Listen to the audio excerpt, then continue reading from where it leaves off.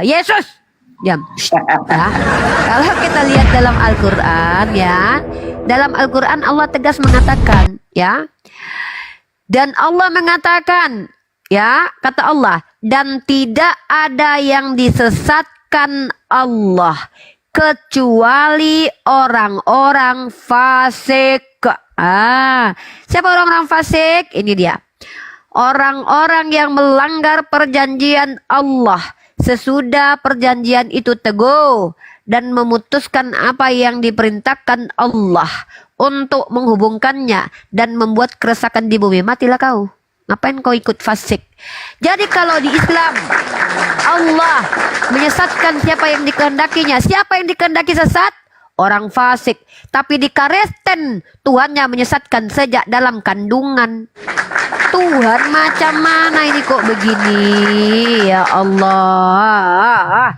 Masa pendusta-pendusta sudah disesatkan sejak dalam kandungan gak boleh memilih? Lahir dulu lah. Lahir dulu. Jangan masukkan dalam rahim langsung penyesatan-penyesatan. Kok begitu? Jadi kalau pendusta-pendusta itu gak bisa memilih lagi dia. Ya kan?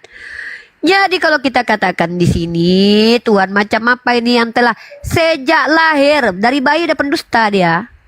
Mantap ini Tuhan. Nggak bisa lagi berkelit bayi-bayi ini. Sejak lahir orang-orang fasik telah menyimpang sejak dari kandungan. Pendusta-pendusta telah sesat. Tuhan macam mana yang membiarkan bahkan menciptakan pendusta sejak dalam kandungan? Oh, itu kan perjanjian lama, Ripa. Oh, perjanjian lama. Kalau perjanjian baru bagaimana? Ada. Tuhan mendatangkan kesesatan dalam kitab Tesalonika. Tapi masalahnya kalian percaya enggak? Ya kadang kalau ayatnya mempermalukan kalian tolak. Ya gitulah kalian memang begitu, nggak apa-apa. Kalau kami nggak masalah. Kita lihat di sini semua ya. Di ayat 11 sampai ke 12-nya, Tuhan siapa ini yang kok begini kali kelakuannya, kayak iblis menyesatkan dia ya tanpa sebab. Dan itulah sebabnya Allah mendatangkan kesesatan atas mereka. Allah mendatangkan kesesatan, didatangkan kesesatan sengaja ini menyesatkan ini. Yang menyebabkan mereka percaya dusta, supaya dihukum semua orang yang tidak percaya akan kebenaran. Suka-suka Tuhanmu ini. Suka-suka Tuhan ini. Dan bahkan yang lebih parahnya lagi, Tuhan menyesatkan. Sengaja Tuhan ini membiarkan manusia tersesat. Kita lihat lagi ayatnya. Tuhan macam apa ada ini? Tuhan yang menipu pun ada. Tuhan penipu. Tuhan macam ini? Ada. Ada Tuhan penipu berkali. Cerita mati. Jadi kalau kita lihat Tuhan penipu ini ada di dalam kitab Yeskiel, kawan-kawan. Ya, kalau kita lihat dalam kitab Yeskiel pasal 14, nah ini dia ya. Yeskiel 14. Diam Yesus. Ya, kita lihat ini ya. Jadi dalam terjemahan lama tertulisnya begini. Coba bahas Quranmu. Jangan kitabnya dibahas. Bahas nggak mau lah, nggak mau aku. Kenapa kau bahas kitab orang lain? Ya, aku suka Bible. Karena Quranmu itu bahasa Arab, berarti Tuhanmu itu adalah orang Arab. Jika seorang kau diam. Jika seorang nabi ditipu sehingga mengatakan sesuatu yang tidak benar, aku Tuhan yang telah menipu. Tuhan menipu. Gimana itu? Kok kerjaan Tuhan malah nipu? Piye dong? Gimana ini? Gimana isi Al-Quranmu ya, baru kau masuk dari kitab kami. Kau memang tidak bisa memahami kitab kami. Kau tidak bisa memahami isinya. Karena Quranmu saja kau tidak paham. Paham lah, Mas. Tidak mungkin kami mengikut Yesus kalau kami tidak paham. Oh ya udah, siapa yang ngajarkan? Tidak mungkin Siapa yang mengikut Yesus kalau kami tidak paham. Siapa yang memerintahkan menyembah Yesus? Suka mengotak-atik isi Alkitab kami untuk mencari kesalahan kami, celah-celah kesalahan kami. Tapi cobalah kau bahas isi Quranmu itu, karena bahasa Arab. Banyak orang awam tidak tahu bahasa Arab. Ngerti? Ya, belajar lah. Siapa mau belajar ini saja, Alkitab saja. Bahasa Indonesia kau tidak tahu. Apalagi bahasa Arab. Iya. bahasa Arab mau ngomong, kamu tahu bahasa Arab, ini bahasa Ahlan Indonesia wa kau tidak sahlan, pahami. mana aku nih? Ahlan wa sahlan ya habibi. Penyesat. Kau anggap Oten penyesat, padahal kau yang penyesat, ya? Iya. Ini nah. Kalau mau boleh bilang Coba balikan fakta. untuk suaminya. Ah, Ada ayatnya. apa? Boleh suami ibu boleh pukul Apa? ibu. Karena ada ayatnya Al-Quran. Oh, Perintah boleh saya pukul istri. kalau malam sering dipukul bagian tubuh saya. Abang, Oh, ala gede bagaimana sering. itu suruh pukul istri? Dipukul Ala macam apa aku. itu? Boleh putus Enak. Aduh, enak dipukul lagi loh. Ya kan? Tepuk pantat kiri, kasih pantat kanan. Ah, aku kalau tepuk pantat kiri, aku kasih pantat kanan. Suka. Satu-satu Bang lah. Yesus. Yesus dulu, Yesus. Kau dulu Yesus. Diam dulu. Diam dulu, Yesus. Diam dulu. Yesus dulu, Yesus. Ya udah, sekarang kita gantian ya, gantian mengulti ya. Nah, Tuhanmu mengambil bini orang, memberikan ke orang lain untuk diskidi papa bawa wonder sky pada siang hari itu gimana Tuhanmu? Oke. Ya udah, aku kasih data ya. Itu Aku Alkitab kasih yang menurut- iya. Itu palsu, Bu. Itu data Kita lihat palsu. datanya. Data Data palsu itu. itu. Data dibuat-buat. Data palsu. Dibuat itu bukan data palsu. Asli itu palsu. Data palsu. Itu data Data palsu palsu. memang yang Data kau buat palsu. itu untuk Palsu. mencela Oten. Palsu, Itu. palsu. Ada Nah, ternyata kita suka-suka. palsu ya. Tapi Banyak kita kalau palsu kau ya. Orang Islam mau dicela begitu, oh lapor polisi. Iya, lapor menghujat. polisi. Iya, Tapi kalau menghujat. kalau kau, wah senakmu. wah, Tapi kalau senang. orang Islam, orang Kristen, Nah, bercakati gisi kurang mau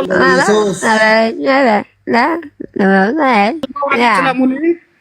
Kau itu neripa bidadari ya yang akan Kasih moderator Bang Pandi. Bang Pandi kasih moderator. Ini Oten ini kayaknya nggak lulus bahasa Indonesia ini.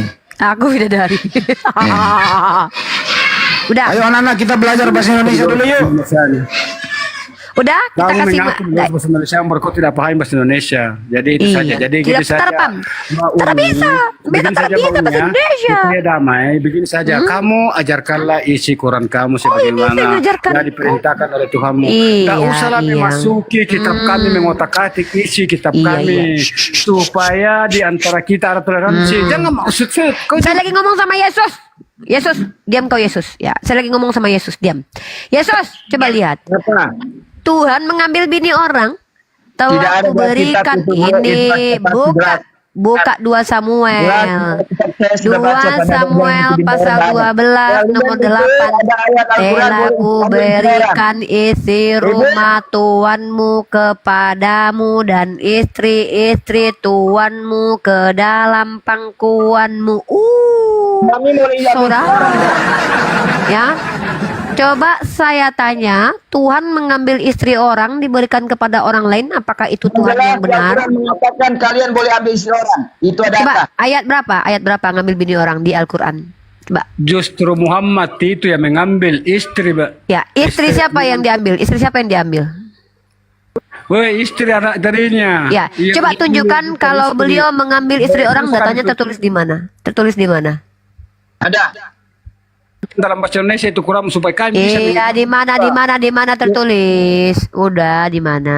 Kalau Tuhan ngambil bini Hafsa. orang ada. Hafsa. Sudah dalam bahasa istri lain. orang. Hafsa. Cuma bahasa Arab saja. Hafsa. Kita bukan orang Hafsa. Arab. Kita Istri ini siapa? orang Indonesia.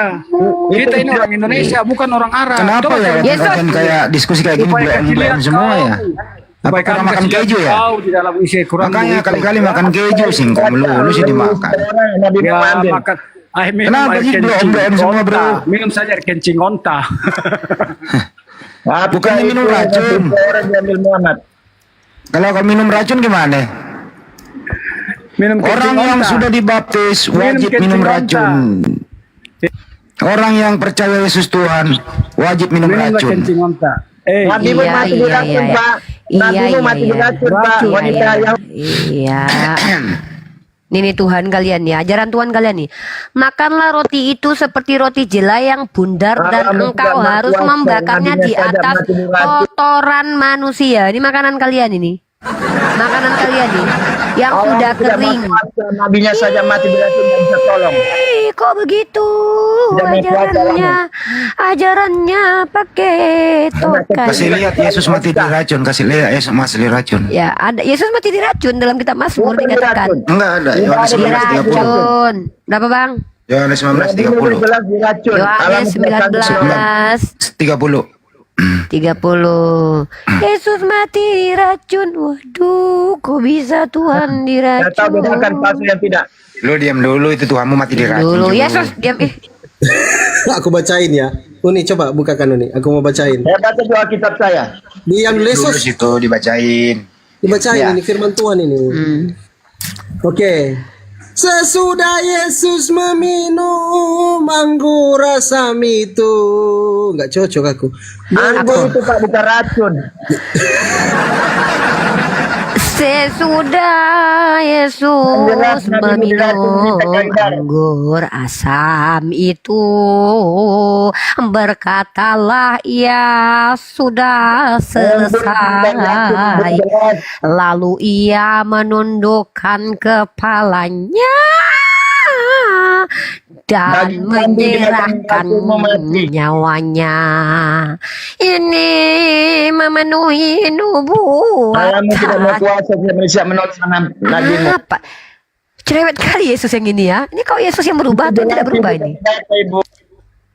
Apa? Masalahmu apa sih? Hah? Assalamualaikum Waalaikumsalam Nora. Warahmatullahi wabarakatuh. Apa masalah hidupmu? Banyak utang pinjol. Ada apa? Motornya kemarin 2 bulan nggak dibayar, ditarik buat kolektor. Saya alamu bisa pinjamkan. kredit panci bininya. Apa Yesus? Enggak, tunggu Yesus. Ada. Yesus ada masalah apa? Coba cerita sama Umi. Alamu bisa kasih pinjaman ada ayatnya. Jangan bantah. Saya punya data. Apa sih? Ada mau tunjukkan ayatnya? Allah Dia bisa mau minjem 100 Uni. Oh, mau minjam 100. Coba dia mau tunjukkan datanya, silakan tunjukkan. Iya. Tunjukkan. Iya, tunjukkan datanya apa? Oke, Data saya apa? buka dulu ya. Iya, buka. Besarkan Fan, dibesarkan Fan. Iya. Saya bacakan. Saya buka buku saya. Iya. Sabar ya. Kalian boleh cerita dulu yang lain, saya buka dulu. Tanya yang Ya lain. udah, saya cerita dulu sama Bang Andi. Bang Andi. Jadi gini Bang Andi. Menurut Bang Andi, Tuhan membunuh orang benar demi menyelamatkan orang salah, itu benar atau tidak? Itu bukan Tuhan, itu iblis yang menyuruh. Oh, oke, satu. Kalau Tuhan mengutus Tuhan berupa manusia untuk menyelamatkan manusia, menurut Abang itu gimana? Itu ajaran pagan, nggak ada urusan itu. Oh, Pagan itu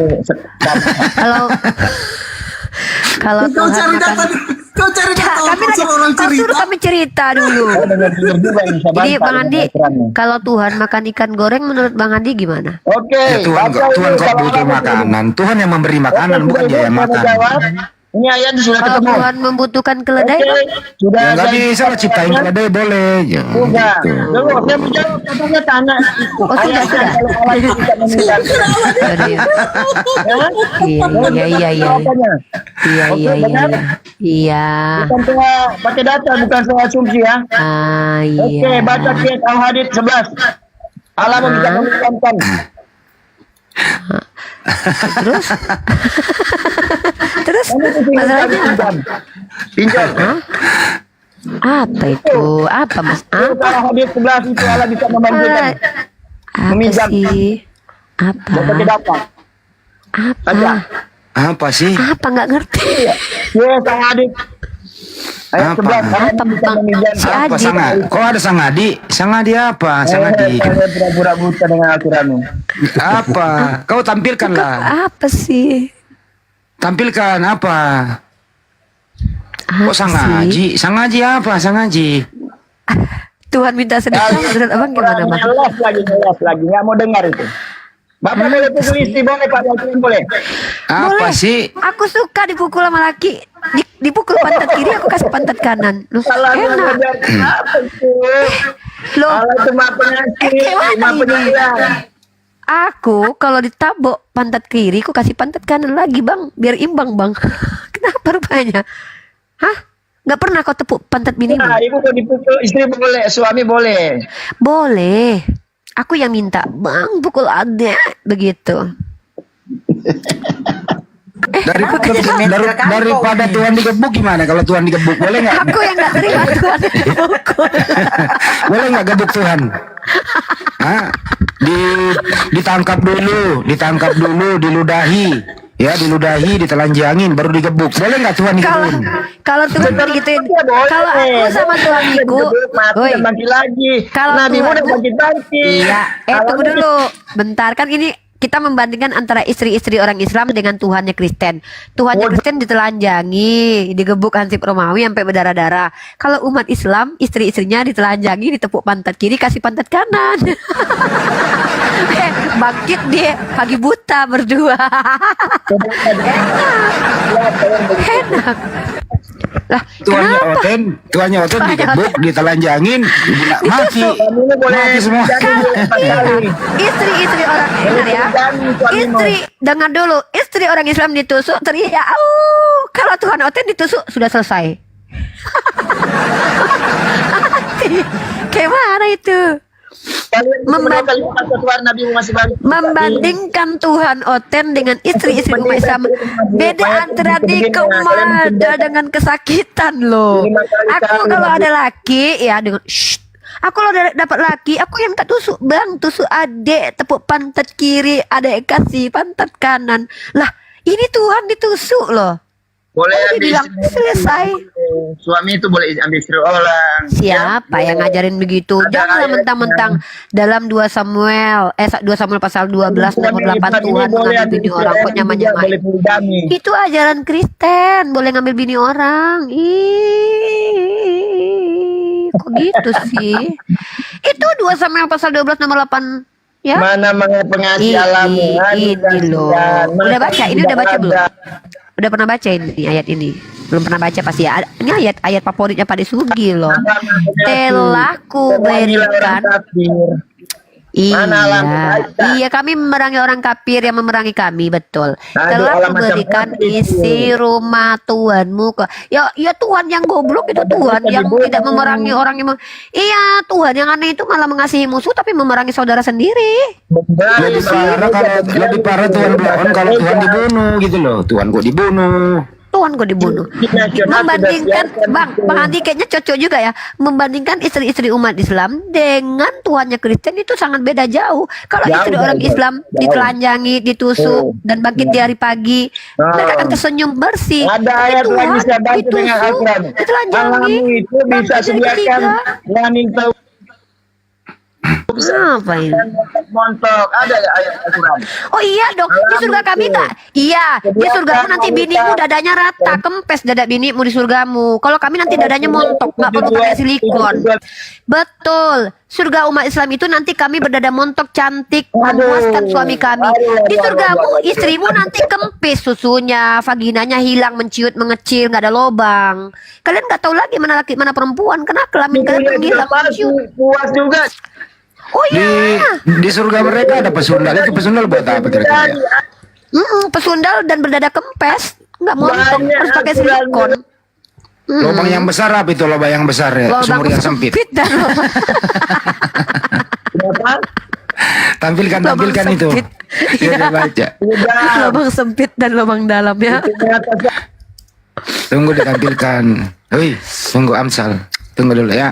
Lu baca dulu lubang yang dalam. Ya ampun. Aku lupa Amsal 27 ya. Iya. Pak, boleh. Al-Quran diundurkan. Bentar dulu, lubang sempit kita bahas dulu. Bahas lubang ya. Ini spesialisasinya Nora ini. Raja dia, raja. Iya, raja. Kalau masalah lubang aku tahu. Amsal 23 27. Amsal 23 27. Kecil itu Iya, dibandingkan. bentar. Amsal 23. Iya, bawel Yesus. Yesus kok cerewet kali ya? Aku Kok pikir Yesus pendiam. bawel banget sih? Bukannya Yesus sabar? Iya, tapi bawel banget ini Yesus. Yesus itu sabar, saking sabarnya digebuk nggak melawan loh. Iya. Saking sabarnya mati, Pak. Dikubur. Ya mati dia, saya dikubur. Tuhan Yesus mati dan bangkit lagi karena dia Tuhan. Ini kau baca ini. Karena perempuan jalang adalah lubang yang dalam dan perempuan asing adalah sumur yang sempit. Apa itu? Lubangnya dalam. Ah, Nabi Sedalam sumur bor. terbang. yang satu dalam, yang satu sempit. Mana itu Bible itu? Orang Oh ya, itu dada dicari, kering juga aduh. ada loh. Payudara kering juga ada loh dalam Bible loh. Bang Haji Banyak pernah juga ini. kan saya buka kalian Iya. kepanasan sama Kalau ya. di Al-Quran itu payudara montok, kalau di dalam Bible payudara kering, ya. Nanti ada itu. Itu Ya onan nih, ampun. onan aja ada Ada ditulis muncrat di kenikmatan luar. seksu. Ada ditulis kenikmatan di surga ada. Mana tertulis di mana kenikmatan di surga? Yang ada itu kawin anak domba. Kau dikawinin sama Tuhanmu nanti, antri kau Aduh, ya. ada ayatnya. Sediakan kenikmatan. Apa itu? Mana datanya? Mana ayatnya? Payudara kering, kamu tengok payudara kering. Buah dada kering ya. Kalian mau lihat bagaimana bentuk buah dada kering? Kalian tengok di dalam Bible. Aku baru tahu loh. Buah dada kering, kisut mengecil dia. Nah, mana dia buah dada? Ini dia ya. Mana buah dada? Inilah. Aduh, apa ini Tuhan kok minta buah dada kering ini? Ya. Berilah kepada mereka ya Tuhan, apakah yang hendak kau beri? Berilah kepada mereka kandungan yang mandul dan buah dada yang kering. Buah dada kering ini. Ada apa kan? Kenikmatan Tuhanmu seksual. ngasih. Iya ini. Buat ada. Dengar sudah? Yesus. Iya. Ada kan bisa datang. Kalian nanti dapat buah dada kering kalian itu. Yesus, nasib mungkin enak, Yesus. Yesus biasanya sabar, ini kok nakal Yesus ini Maria. Minta data saya Udah ada tunjukkan. Berilah kepada mereka ya Tuhan. Tuhan loh ngasih buah dada kering loh. Shh. Tuhan kasih hadiah buah dada kering buat kalian. Pantaslah kalian marah kalau di surga kami dada kami montok-montok nanti ya. Kan? Dalil. Aku nggak nyangka loh, ternyata pantasan orang Kristen marah-marah kepada kita. Dia bohong. Yesus, Makasih Yesus. Nasib mungkin ini nak. Yesus. Itu data. Iya, buah dada kering itu gimana itu? Mau dibawa kemana itu buah dada kering? Ibu kan tanya, saya mau jawab. Ulang-ulang Itu terus, dia Bu. apa? Saya sudah tahu. Oke.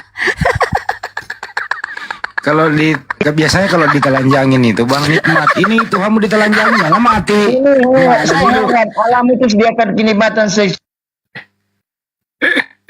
Tuhanmu ditelanjangin mati bro. Alam macam mana itu?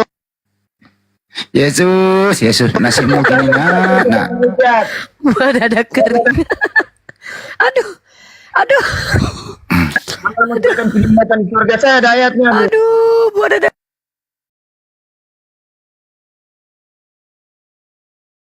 Aduh, buah dada. Aduh, buah dada. Aduh, buah dada. Aduh, buah dada. Aduh, buah dada.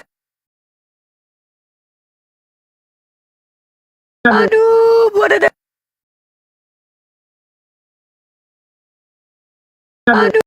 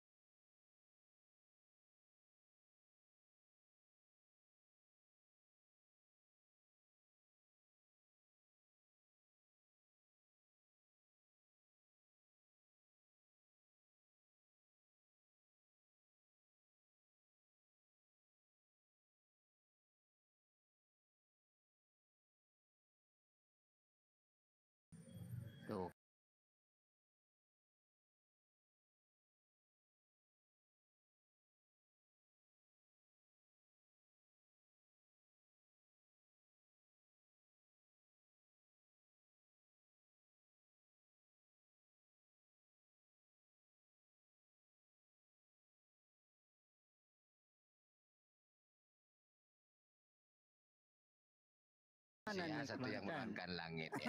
Oh, saya merasa mubazir Mana gitu nih, ya. Kan? Wah, di Komal ini. Sakit perut Saya gua, merasa Bang Jan. mubazir gitu saya ada Ampun. di Komal ini gini. Ya, kenapa ya? Bangkang. Ya, memang seperti itu Bangkang. Saya Yesus. Abang boleh nggak? Abang boleh nggak turun dulu, Bang? Abang turun aja lah, bikin perut mulus lah. Ah, siap. Udah bilang nggak apa-apa dia. Bang, makasih ya. Besok datang lagi ya. Jangan lupa bawa kwitansinya. Ya. Ya, makasih, Jangan Bang. ngelawak Bang ya. Kwitansi Sama A. satu tuh Ada aja Silakan. manusia orang Ada Mas Agung, Busra. silakan. Halo Busra. Halo Busra. Iya, ada bos lah. Ada yang ditanyakan bagaimana atau gimana? Ya, Oke. kalau tidak ada, saya mau Sekarang nyambung gini Laskar. sedikit. Gini Laskar. Bentar, Bang. Pertanyaan Saya mau balik sedikit, ya Bang. untuk Laskar. Tadi Laskar ingin menjelaskan tentang surganya Kristen. Nah, kalau di surganya Kristen itu bagaimana? Silakan. Ya, tadi Bang Chan asal comot saja, tetapi tidak paham. Ya, Jelasin, saya jelasin. jelaskan ya. Bahwasanya tadi kan dikatakan siapa tadi namanya? Ya, itu dia. Fadli ya. Bahwasanya tadi Abang juga menjelaskan bahwasanya kalau di surga Islam itu tidak ada namanya menyembah ya, menyembah seperti contohnya ya Bang ya. Kalau di dalam Alkitab ya yang saya baca itu di dalam Alkitab kalau dalam surganya Kristen itu bahwasanya di surga itu tetap menyembah sang ilahi tersebut. Kitab apa? Dalam Alkitab itu, bentar, saya bukakan ya Bang ya katanya. Suwe bener ya. Di sini di surganya beribadah, menyembah. Saya Nggak kira apa-apa. surga itu tempat menerima kenikmatan. Enggak apa, dia mau menjelaskan bukan Jan. Nggak usah dijelaskan juga, saya udah ini apa? Udah nggak tertarik. Saya kira surga itu tempat mendapatkan kenikmatan. Suruh menyembah, masih disuruh-suruh lagi. Karena di dunia dia nggak nyembah, nggak sujud. Di dalam saya baca ya, di surga Sujud neraka, bukan di sana suruh ibadah. di surga itu yang saya catat ya, di surga itu untuk melayani Tuhan sang ilahi Ih.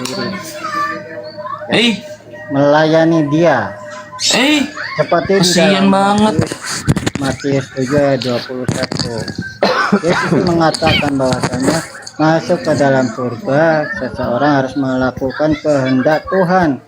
Yohanes 14 ayat 2 sampai 3. Yesus terangkat ke surga untuk menyediakan tempat tinggal bagi orang yang percaya kepadanya. Apa aja kira-kira kehendaknya? Alaskar. Bentar Bang Chan, dikit lagi ya. Kecil suaramu Laskar. Tadi kencang, sekarang kecil. Iya. Pak Laskar, kalau hanya Tahu baca sinyalnya, Bang. ngapain baca, tiap orang bisa baca. Ungkapkan Tadi yang ada di kepala saya Pak baca. Laskar. Saya baca menurut ringkasan. Kecuali kalau ngasih saya, data. ya, supaya datanya tidak salah gitu. Nggak ada data di situ Saya. kalau dikasih. Iya. Karena di dalam Alkitab itu ya Bang Chan ya mengatakan bahwasanya segala dia dalam roh dan kebenaran. Gitu.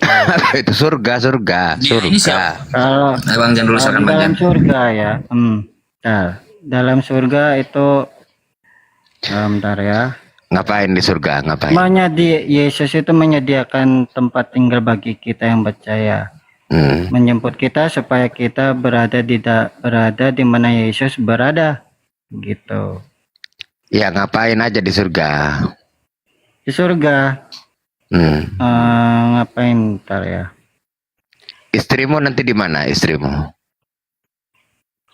Kalau menurut orang Kristen di surga itu tidak bergandengan tangan Bang ya. Terus saya saya cuma nanya, kalau kamu yang masuk surga, istrimu di mana? Ya. Nah itu urusan Tuhan Bang ya. Saya Astagfirullahaladzim. mau di mana? Kalau Tuhan menghendaki dia masuk surga. Jadi istrimu nggak masuk surga bersama kamu? Kalau saya percaya begitu. Sorry bang, saya belum beristri, masih kecil. Ya, kalaulah kamu nanti beristri, janji kamu nanti sama istrinya, semoga kita dijodohkan di dunia dan akhirat. Nah, akhiratnya itu di mana kira-kira nanti istrinya? Di surga. Di surga. Surga yang mana lagi nih? Surga di mana Tuhan tetapkan kita lah. Jadi nggak bareng sama kamu? Kan. Nggak barengan sama kamu nanti? Bareng lah. Katanya nggak gandengan tangan. Karena di surga tidak bergandeng-gandengan, betul. Katanya bareng. Gimana sih? Iya. Gimana? Terus nggak bareng. Bareng. Gimana sih maksudnya kamu itu? Jadi setiap pasangan suami istri itu tidak ngumpul sama suaminya ketika nanti di surga. Bisa jadi, bisa jadi.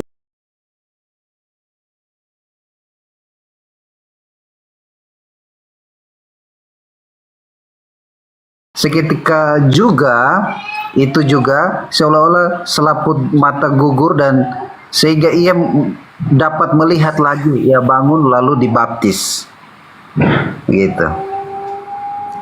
Yang saya tanya Pak Pendeta, yang menyaksikan Paulus bertemu dengan Yesus, mendengar, ada nggak di situ saksinya?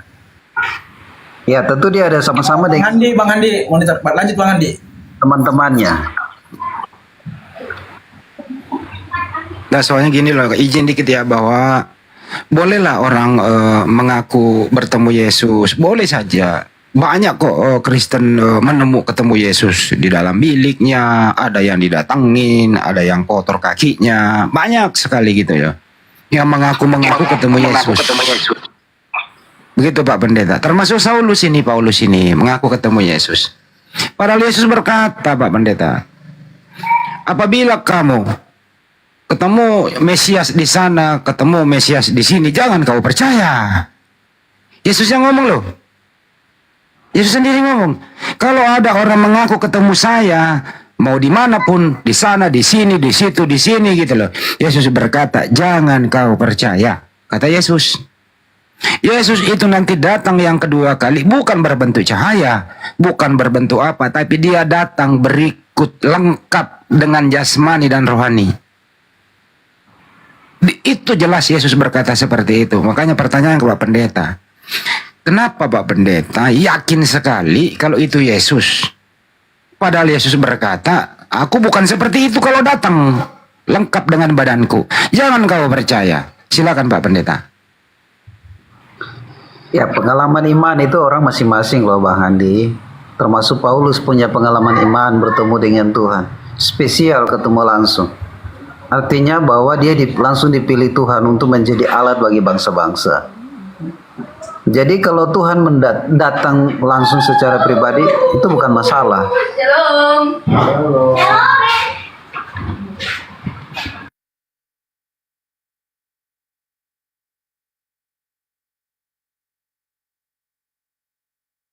Soalannya Pak Pendeta, boleh Anda baca Matius 24-23 deh Pak Pendeta.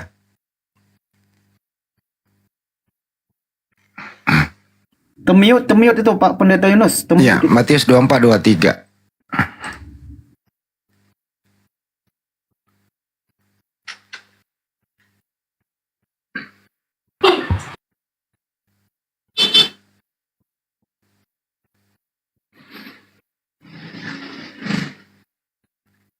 Ketiga. Matius 24:23, pada waktu itu juga orang berkata kepada kamu, lihat Mesias ada di sini atau di Mesias ada di sana, janganlah kamu percaya. Tuh kan. Jadi Yesus berkata, jangan kau percaya kalau ada yang mengaku ketemu aku gitu loh.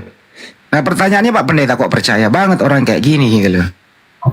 Itu maksudnya Pak Pendeta. Ini saya pakai data loh. Saya hanya menampilkan apa statement Yesus.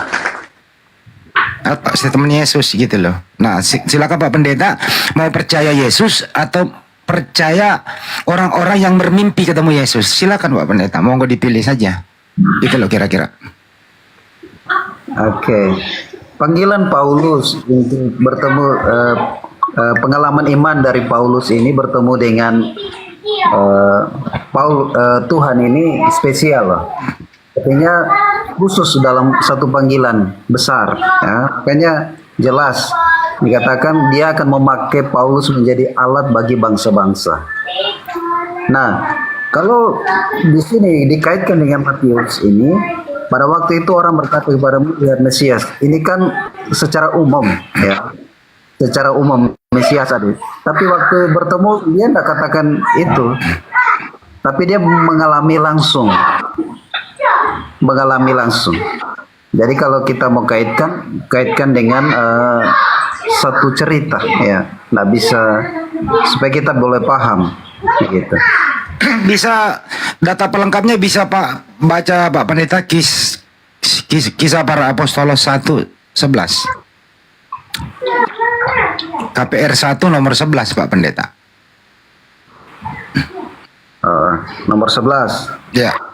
Dan kata kepada mereka, hai orang-orang Galilea, mengapa kamu berdiri melihat ke langit? Yesus ini yang terangkat ke sorga meninggalkan kamu.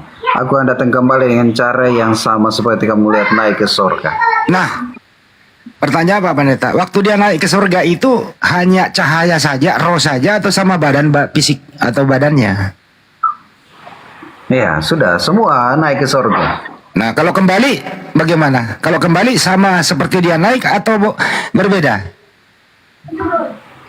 Ya, dia akan kembali, dia akan turun di awan-awan. Nah, tapi sama seperti dia. Jadi kalau dia turun, Pak Pendeta, dia juga punya fisik. Artinya apa? Orang yang melihat Yesus hanya cahaya itu bohong, nggak benar menurut Yesus. Jadi saya di pihak Yesus. Silakan Pak Pendeta mau di pihak mana, itu aja sih Pak Pendeta. Tentu apa yang disampaikan Paulus ini berkaitan dengan firman jadi telah diterjemahkan. Artinya begini, apa yang disampaikan mereka melihat kitab-kitab dari Paulus ini memiliki makna dan wibawa Allah atau urapan dan kuasa Allah, makanya dikanonkan menjadi satu. Jadi kalau kami percaya kitab-kitab Paulus, berarti ada kaitannya, ada maksudnya. Nggak bisa kita tolak kitabnya Paulus, nggak bisa. Saya nggak meminta Pak Pendeta menolak, cuma saya meminta Pendeta itu seleksi pakai akal. Karena Yesus sendiri berkata, saya kalau datang itu, lu menemuin gua itu nanti gitu, itu sama seperti aku terangkat. Dia pakai fisik bentuk manusia biasa gitu, dia datang. Terus berkata begini, kalau ada orang mengaku ketemu Mesias di sana, ketemu Mesias di sini, jangan percaya. Kata Yesus loh. Tapi ada Paulus mengaku ketemu.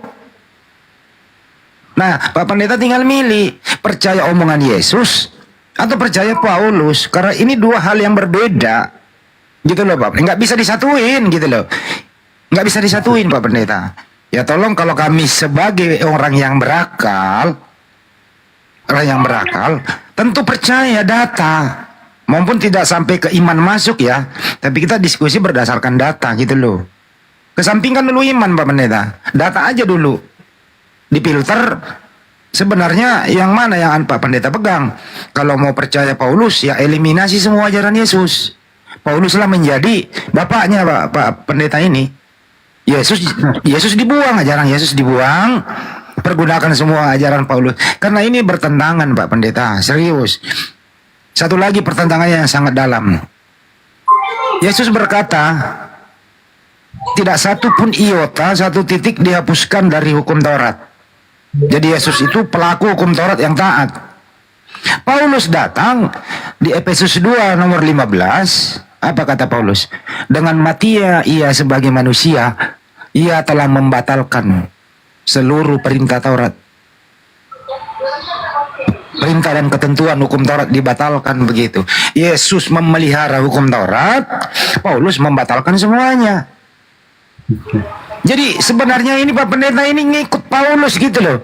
Cuman ngikut Paulus menjual Yesus dengan versi lain. Ah, ini berbahaya nanti. Matius 7, 21, 23. Enyahlah kau dari hadapanku, kau sekalian pembuat kejahatan. Waspada Pak Pendeta. Mumpung masih hidup di dunia ini itu loh. Ayo, mari bersama-sama menikmati asmara. Diraih, kok lari ke Amsal? Kok lari ke Amsal? Oh, ya, oke. Kira-kira gitu Pak Pendeta. Makasih. Bentar Bang Ade. Assalamualaikum Pak Ustadz Tata. Waalaikumsalam. Assalamualaikum. Enggak Ustaz. Maju Tad, gantian Tad. ini ada Pak Pendeta Yunus ini. Lanjut dulu, lanjut Pak Pendeta. Silakan Pak Pendeta. Mau bahas apa? Ya, saya menyambut perkataan Handi tadi ya. Boleh? Ya, Pak Pendeta dulu. Lu lebih pintar daripada pendeta lo. Lu jemaat biasa ya. Lu diam dulu. Ya, tenang dulu. Apakah di Al-Quran nggak ada? Lu diam dulu. Saya kan kalau sudah bilang lu diam dulu masih ngoceh. Lu diam dulu Pak. Hormati pendeta lu. Gitu lu. Kasih dia. Oke. Jadi apa yang disampaikan Andi? Apakah kita pengikut Yesus atau pengikut Paulus? Sama-sama pengikut Yesus. Paulus juga mengikuti Yesus. Nah, Yesus datang itu menggenapi semua hukum Taurat. Makanya dicatat dalam Roma 10 ayat 4. Sebab Kristus adalah kegenapan hukum Taurat. Jadi Yesus datang menggenapi semua hukum Taurat. Sehingga kebenaran di tiap orang yang percaya. Jadi di mana mereka harus datang ke bait Allah mempersembahkan korban di sana untuk dapat penghapus dosa. Sekarang Yesus menggenapi semua hukum Taurat. Firman-Nya ada dalam mulut kita. Firman-Nya tinggal dalam hidup kita. Firman itu yang menghapus segala dosa kita. Kan gitu. Ya. Itu Bang Han. Ya, sebelum ke Ustaz Tata satu round dulu ya. Ini yang menarik, ini saya tanggapi dulu Tad. Izin Tad. Menurut dia ajaran Yesus sama dengan ajaran Paulus. Kalau begitu saya masuk ke intinya kan tadi. Yesus memelihara hukum Taurat sampai hari ini dia bersahabat. Umatnya Paulus itu dipindahin ke hari Minggu. Ajaran Yesus itu babi itu haram. Umatnya Paulus bebas makan yang berkaki 4. Umatnya Yesus itu wajib sunat. Paulus berkata, jika kamu menyunatkan dirimu, Kristus tidak berguna bagimu. Yesus ibadahnya ke sinagog. Kristen membuat gereja. Yesus menyembah Tuhan. Ulangan 6:4. Tuhan itu esa. Paulus mematikan Yesus. Roma 14 dijadiin Tuhan. Di mana samanya Pak Pendeta? Saya mau nanya Pak Pendeta. Sebelum saya serahkan ke Ustadz saya. Menurut Anda, siapakah Tuhannya Paulus dan Tuhannya Kristen? Dan siapakah Tuhan yang pernah disembah oleh Yesus? Silakan.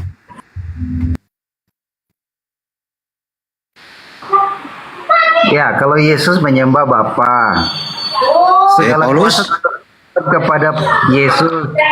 Paulus, saya menyembah Yesus. Begitu. Beda Tuhan ya. Yesus menyembah kepada Bapa. Kristen dan Paulus menyembah kepada Yesus. Beda Tuhan Pak Pendeta. Lanjut Ustaz. Beda Tuhan udah Ustaz. Ini udah topik Ustaz. Silakan.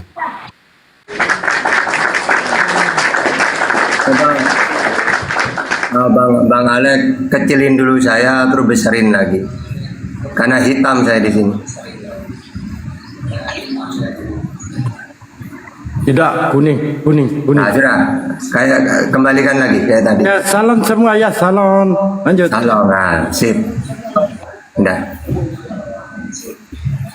Saya dulu pendeta ya, sedikit. Jadi tanda-tandanya ajaran samawi dan nanti akan diteruskan oleh nabi-nabi setelahnya.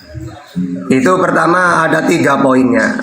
Pertama Kejadian 17 ayat 9. Yang mana Abraham dan keturunannya harus hitan. Ya. Yang kedua Kejadian 12 ayat 3. Aku akan memberkati orang-orang yang memberkati engkau, Abraham, dan akan mengutuk orang yang mengutuk engkau. Nah, jadi tanda-tandanya samawi ini pasti nanti memberkati Abraham. Ya. Terus yang ketiga, aku akan mengadakan perjanjian antara aku dan engkau serta keturunanmu turun temurun yang menjadi perjanjian yang kekal, supaya aku menjadi Allahmu dan Allah keturunanmu, Allah keturunanmu. Jadi ini dalam Kejadian 17 ayat 7. Jadi tanda-tandanya samawi ini orangnya hitam. Ya. Maka Islam sudah memenuhi itu. Yang kedua, memberkati Abraham. Israel juga gitu, Shema kayak gitu tuh ya. Pokoknya Abraham ini dijadikan ikon lah. Nah, Islam jelas 5 waktu kami bersolawat memberkati. Kama shallaita ala sayyidina Ibrahim wa ala ali sayyidina Ibrahim. Yang ketiga, supaya Tuhan ini dikenal ke seluruh dunia. Jelas Islam memperkenalkan Tuhan itu Allah, dikenalkan ke seluruh dunia. Kalau penerusnya ini Paulus atau Yesus ke seluruh dunia, gak cocok. Buktinya Kristen tidak hitam. Yang kedua, tidak memberkati Abraham Kristen. Ada mana ibadahnya memberkati Abraham? Ya. Yang ketiga, malah Paulus memperkenalkan Tuhan itu Yesus. Padahal supaya Allah dikenal ke seluruh dunia, bukan Tuhan lain, gitu ya. Nah, itu tanda-tandanya ajaran samawi, gitu. Lanjut, Pendeta. Iya. Makasih Bang Tata. Jadi kenapa ada Abraham di dalam silsilah Yesus? Karena Abraham inilah bapa segala orang percaya. Makanya Allah Abraham, Allah Ishak, Allah Yakub, Allah yang sama sampai di zamannya Paulus. Allah Abraham, Allah Ishak, Allah Yakub. Makanya kami percaya orang yang percaya kepada Abraham adalah keturunan orang percaya. Keturunan orang percaya. Sabar ya. Orang yang percaya kepada Abraham adalah orang keturunan orang yang percaya kepada Tuhan. Jadi siapa yang percaya kepada Allah Abraham sama dengan Allahnya atau bapaknya dari Yesus dan Tuhan dari Paulus. Gitulah. Kasih Bang. Iya, tapi di dalam perjanjian lama ketetapan-ketetapan yang kekal kepada Abraham ini gak ada di Kristen. Hitam, memberkati, terus memperkenalkan Tuhan yang satu itu. Ini sangat bertentangan dengan Paulus. Paulus justru mengatakan kebalikannya. Kalau kamu hitam, maka Kristus tidak ada gunanya. Ya, padahal itu perjanjian kekal itu. Ya. Nah, terus Paulus malah memperkenalkan Yesus Tuhan. Kalau kamu mengaku dengan mulutmu bahwa Yesus itu Tuhan dan Allah membangkitkan dia, nah itu kan. Jadi disuruh mengaku Yesus Tuhan. Padahal semua ajaran samawi, bahkan Yesus sendiri, hukum yang terutama, dengarlah Israel, Tuhan Allah kita, Tuhan itu Esa, Markus 12:29. Mengenal engkau satu-satunya Allah yang benar, Yohanes 17 ayat 3. Ya. Jadi apa? Ini tidak ada dalam Kristen. Ya, jadi tiga-tiganya dibatalkan. Ya, malah memperkenalkan Tuhan lain, padahal ajaran inti semua para nabi itu memang diutus supaya manusia kenal Tuhan. Ya, wa ma arsalna min qablika mir rasulin illa nuhi ilaihi annahu la ilaha illa ana fa'budun. Jadi semua para utusan yang Allah utus itu supaya mereka memperkenalkan bahwa tiada Tuhan selain Allah. Ya, seperti Musa Ulangan 6 ayat 4. Yesus Markus 12:29, Nabi Muhammad Al-Ikhlas ayat 1. Ya, tidak kelihatan Keluaran 33:20, Yohanes 5:37, Al-An'am 103. Ya tidak serupa Asyura ayat 11. Terus nanti ulangan Keluaran 9:14, Yesaya 40:18. Ini memang ajaran tetap sudah kekal ini tentang Tuhan itu satu, tidak bisa dilihat, tidak serupa dengan apapun. Dan ini tidak ada dalam Kristen. Gitu. Lanjut. Kayaknya ini tema aslinya apa ya? Saya cuma ngikutin doang.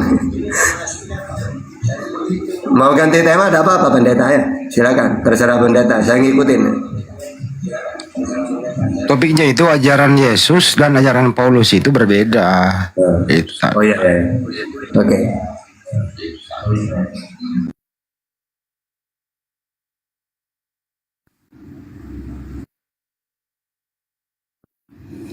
Pak Pendeta Yunus di mute itu Pak Pendeta. Dibuka dulu. Iya, iya. Oke, makasih. Boleh ada tema ini saya mencari jalan kepada Allah, boleh? Ini Bang Tata.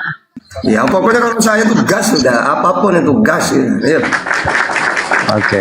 Luar biasa ya temanya.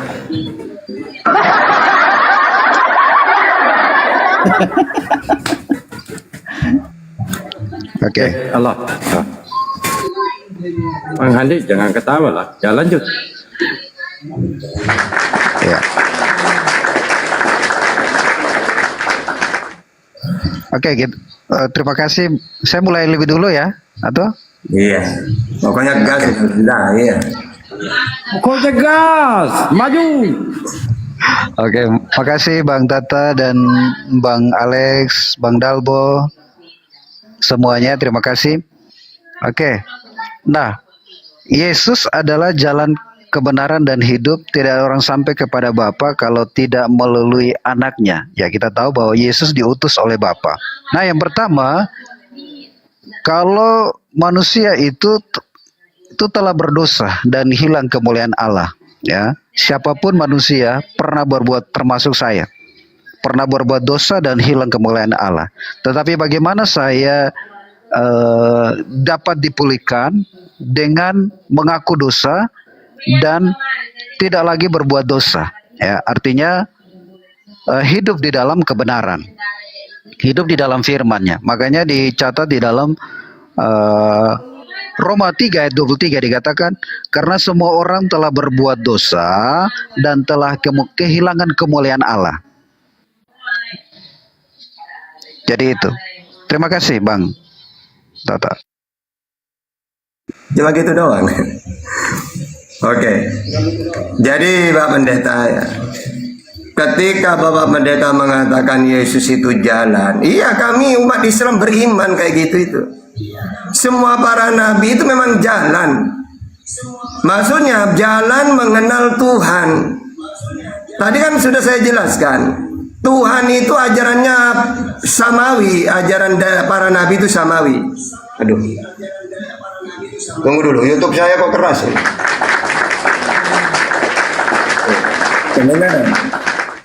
Oke, jadi ajaran para nabi itu kan samawi. Tadi saya barusan menjelaskan dengan data-data baik perjanjian lama, perjanjian baru, Al-Quran. Tuhan itu satu, tidak bisa dilihat, tidak serupa dengan apapun. Baik itu perjanjian lama, perjanjian baru, Al-Quran sama. Saya tambah lagi satu, supaya nyambung.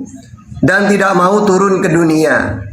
2 Tawarikh 6:18. Pertanyaannya, bagaimana caranya Tuhan dikenal oleh manusia? Atau bagaimana caranya manusia kenal Tuhan? Wong Tuhan tidak mau turun, tidak mau dilihat, bahkan tidak serupa dengan apapun. Makanya supaya manusia kenal Tuhan, Tuhan mengutus utusan. Musa, Yesus, Nabi Muhammad. Nah nanti mereka ini diperintah, wa ma arsalna min qablika min rasulin illa nuhi ilaihi annahu la ilaha illa ana fa'budun. Wahai Musa, kamu saya utus kepada siapa? Israel. Apa tugas saya? Penyampai firman. Nanti isinya firman itu diantaranya mengenalkan ketuhanan. Israel, Tuhan Allah itu, Tuhan Allah kita, Tuhan Allah itu Esa. Ulangan 6 ayat 4. Tidak kelihatan. Yohanes 3:3, Keluaran 33:20. Tidak serupa dengan apapun. Yesaya 40:18. Akhirnya kan umatnya kenal. Oh, berarti yang namanya Tuhan itu sama, samawi. Beda dengan pagan. Kalau pagan dewa menjelma, bisa kelihatan, ya, berwujud. Nah, begitu juga ketika Allah mengutus Yesus, sama, diperkuat lagi ajaran ini. Ya, dengarlah Israel, Tuhan Allah kita hukum yang terutama. Dengarlah Israel, Tuhan Allah kita, Tuhan itu Esa. Ya, Markus 12:29 tidak bisa dilihat. Yohanes 5:37. Akhirnya dia memperkuat lagi apa yang dikenalkan oleh Musa, Tuhan yang dikenalkan Musa. Begitu juga ketika Allah mengutus Nabi untuk seluruh dunia, sama. Nabi Muhammad perkenalkan Tuhan Esa, Qul huwallahu ahad. Tidak bisa dilihat. Ya, la tudrikuhul absar. Tidak serupa dengan apapun. Laisa kamitslihi syai'un. Maka Nabi Muhammad ini jalan. Maksudnya apa? Umat Islam tidak akan kenal, tidak akan tahu siapa itu Allah kalau tidak melalui Nabi Muhammad. Berarti Nabi Muhammad adalah jalan. Ya, Yesus adalah jalan untuk umatnya Israel. Musa jalan juga untuk umatnya Israel. Lalu jalan dan kebenaran. Kenapa kau disebut kebenaran? Karena apa yang disampaikan Nabi ini bukan dari dirinya. Ya, An-Najm ayat 3-4. Wa ma yantiqu anil hawa in huwa illa wahyu yuha 'allamahu syadidul quwa. Apa yang aku sampaikan ini bukan dari diriku. Aku menyampaikan wahyu firman Tuhan. Berarti benar dia. Begitu juga Yesus jalan karena dia meneruskan ajaran Musa tentang ketuhanan, yaitu Allah yang Esa, tidak kelihatan, tidak serupa. Dan kebenaran. Kenapa kok kebenaran? Yohanes 7:16. Ajaranku bukan dari diriku sendiri, tapi dari Allah yang mengutus aku. Yohanes 12:50. Apa yang kusampaikan sebagaimana difirmankan oleh Allah kepadaku. Yohanes 17:8. Sebab segala firman yang kau sampaikan kepadaku telah kusampaikan kepada mereka. Berarti bukan dari dirinya, benar dia. Nabi Muhammad dikatakan kebenaran, jalan dan kebenaran. Pertama, karena dia memperkenalkan Tuhan yang benar. Dikatakan kebenaran, berarti dia jalan. Dikatakan kebenaran, karena dia tugasnya penyampai wahyu. Sama seperti Yesus. Dia jalan karena memperkenalkan Tuhan. Dikatakan kebenaran karena bukan dari dirinya. Tapi dari Allah yang mengutus dirinya. Dia hanya menyampaikan. Maka semua para nabi jalan dan kebenaran. Gitu Bapak Pendeta. Lanjut.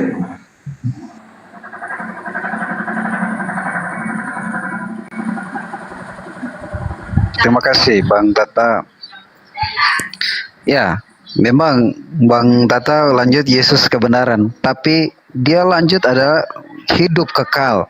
Makanya karena 1 Timotius 2 ayat 5 dikatakan karena Allah itu Esa dan Esa pula dia yang menjadi perantara antara Allah dan manusia, yaitu manusia Kristus Yesus. Ya. Nah, apakah Yesus sanggup menyelamatkan semua orang yang percaya kepada Dia? Tentu sanggup. Ya, karena Allah itu tidak pernah menolak orang. Dia memberi waktu kepada kita, dia sabar menunggu waktu.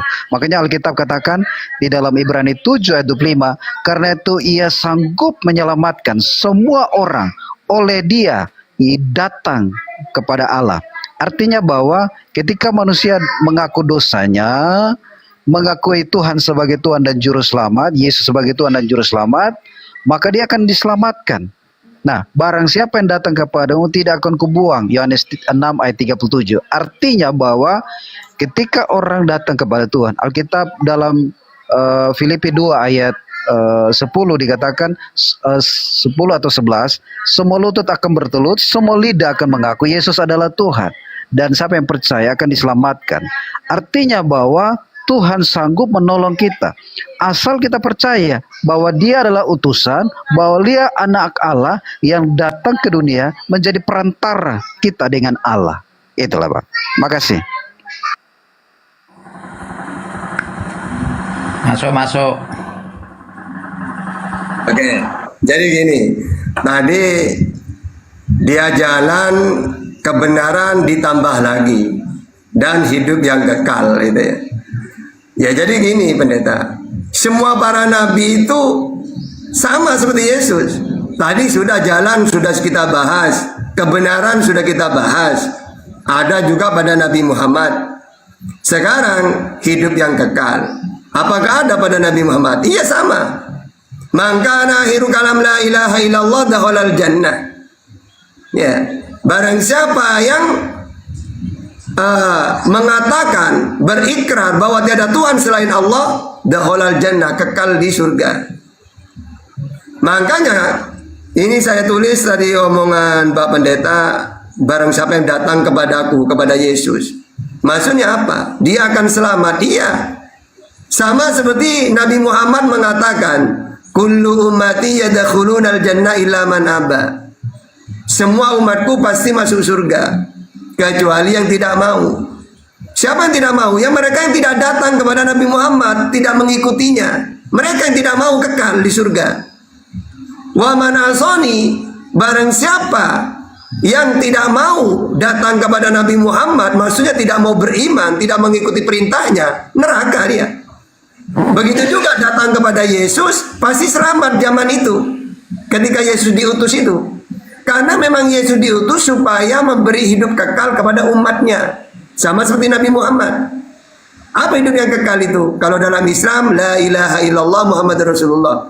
Harus mengakui tiada Tuhan selain Allah dan Nabi Muhammad sebagai utusannya Allah. Begitu juga andaikan saya di zamannya Yesus, kalau ingin hidup yang kekal, datang kepada Yesus, oleh Yesus diberi hidup yang kekal. Caranya kata Yesus, harus berikrar mengakui tiada Tuhan selain Allah dan Yesus sebagai utusannya. Yohanes 17:3, Yohanes 5:24, Matius 19:16. Kalau Kristen, tidak akan memperoleh hidup yang kekal. Sudah tak obok-obok Bible itu pendeta. Tidak ada hidup yang kekal satupun mentuhankan Yesus.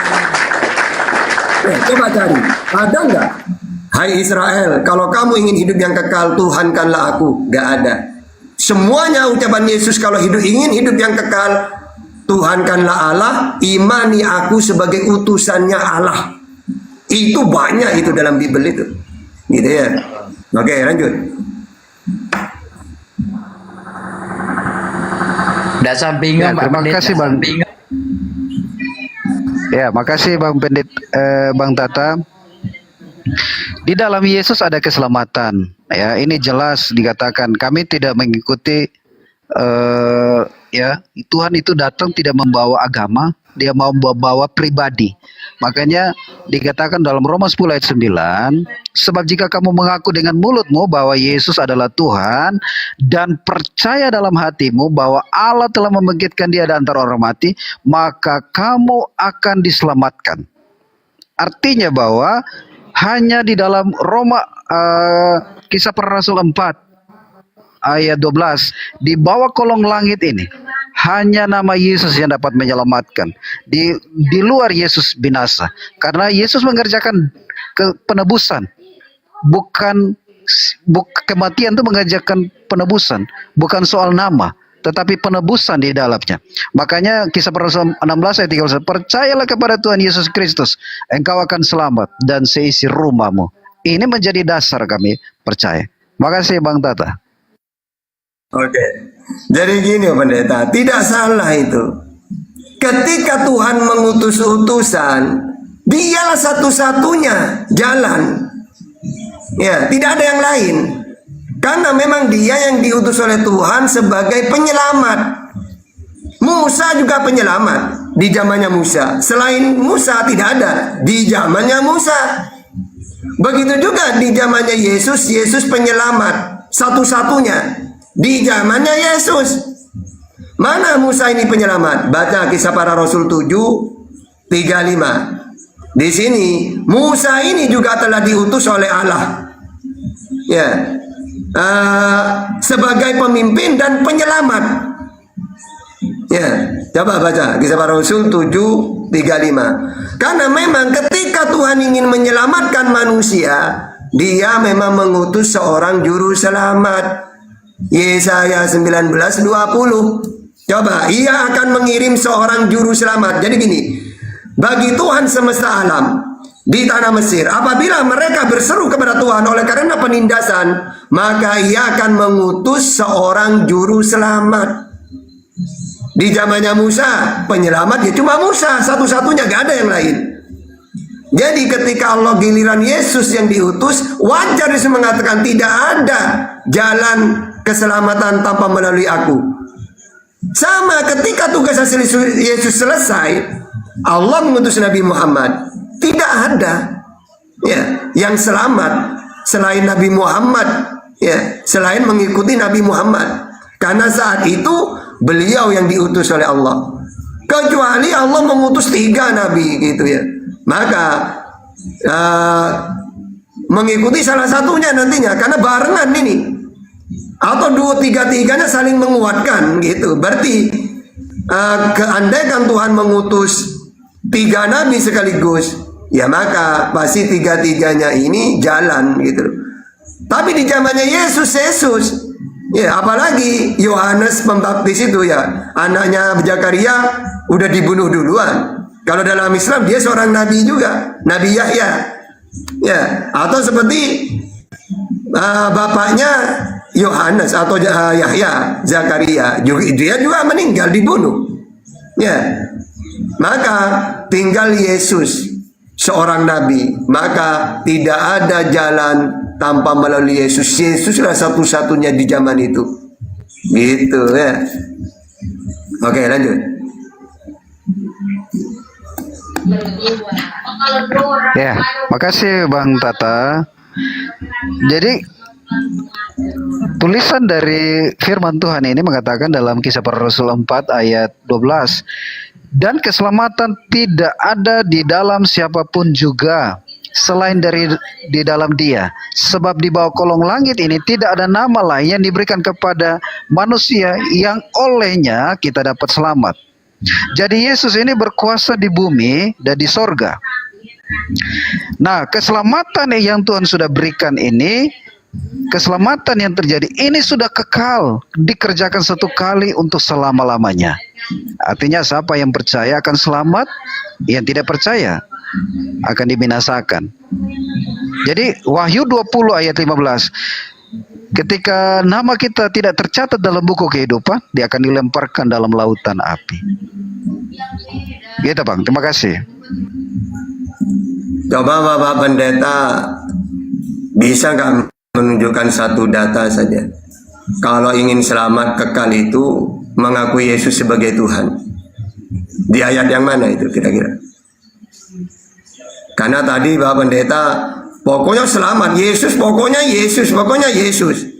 Nah, nah sekarang kalau kita umat Islam jelas, wa basyiril ladzina amanu wa amilus solihati anna lahum jannah. Berilah kabar gembira kepada orang yang beriman, yaitu beriman kepada Allah sebagai Tuhan, Nabi Muhammad sebagai utusannya, wa amilus solihat, dan melakukan amal-amal kebajikan. Apa kabar gembiranya? Jannatin tajri min tahtiha al-anhar. Surga. Atau gini, kullu ummati yadkhulunal jannah illa man aba. Semua umatku pasti masuk surga. Nah, caranya gimana? Taat kepada Nabi Muhammad. Sebagai apa? Utusan. Dan mentuhankan hanya kepada Allah. Jelas. Nah sekarang, coba Bapak Pendeta jangan cuma ngomong pokoknya Yesus, pokoknya Yesus. Selamat, selamat. Caranya, harus saya imani sebagai apa dia? Pakai data. Gitu.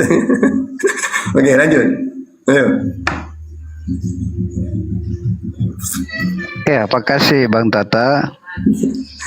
Karena dikatakan dalam Yohanes 1 ayat 12, tetapi semua orang yang menerimanya diberi kuasa supaya menjadi anak-anak Allah, yaitu mereka yang percaya dalam namanya.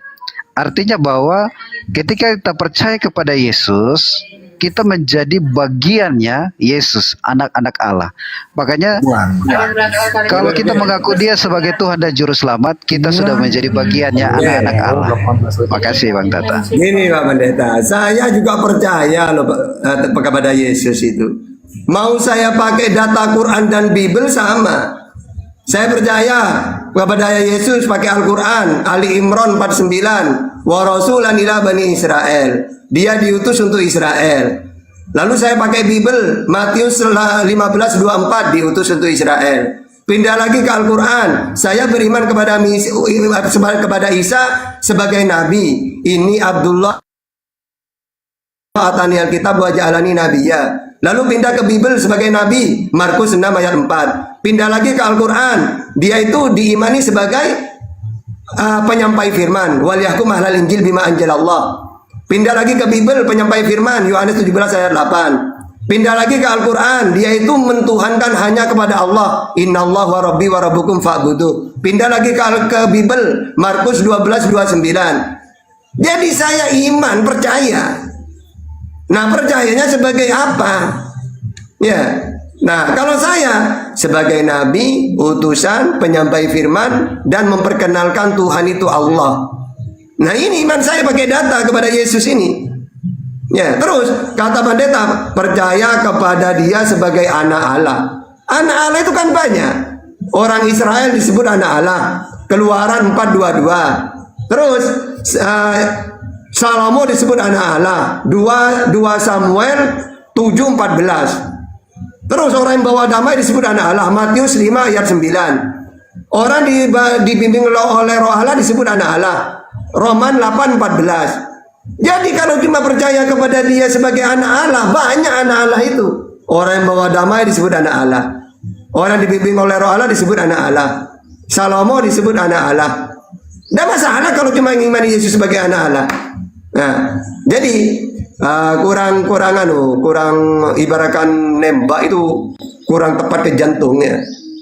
Pakai gini tata. Di dalam Kristen kalau ingin selamat kekal di surga harus mentuhankan Yesus. Harus mengakui dia sebagai Tuhan. Ini datanya. Tapi ingat ya, harus ada hidup yang kekal. Gitu. Coba. Lemah. Maju, semangat Pak Pendeta, maju. Yohanes 14. Sabar, Yohanes 14 ayat Yohanes 14 ayat 6 kalau saya. Kata Yesus kepadanya, akulah jalan kebenaran dan hidup. Tidak ada seorang. lanjut. Kata Yesus kepadanya, aku jalan kebenaran dan hidup. Tidak ada seorang pun yang datang kepada Bapa kalau tidak melalui aku. Sekiranya kamu mengenal, pasti kamu juga mengenal Bapakku. Sekarang kamu mengenal dia yang kamu telah melihat dia. Ya, artinya bahwa untuk dapat selamat, untuk dapat hidup kekal, Yesus tidak mengajarkan bawa agama. Dia mengajarkan pribadinya. Dia yang telah mati bagi kita, menyerahkan nyawa bagi kita untuk penebusannya. Jadi kalau menerima Yesus, artinya kalau menerima Yesus sebagai Tuhan dan Juru Selamat, telah mengakui penebusannya di kayu salib, menebus dosa kita dan diselamatkan. Makasih Bang Tata. Iya. Jadi kalau Bapak Pendeta pakai ayat itu, nanti semua para nabi itu ya sama seperti Yesus nantinya. Ya. Karena memang mereka juga jalan. Masalah penebusan Bapak Pendeta, kalau saya pakai ajaran Yesus gak ada penebusan itu. Yesus selalu mengajarkan bertobat. Matius 4:17.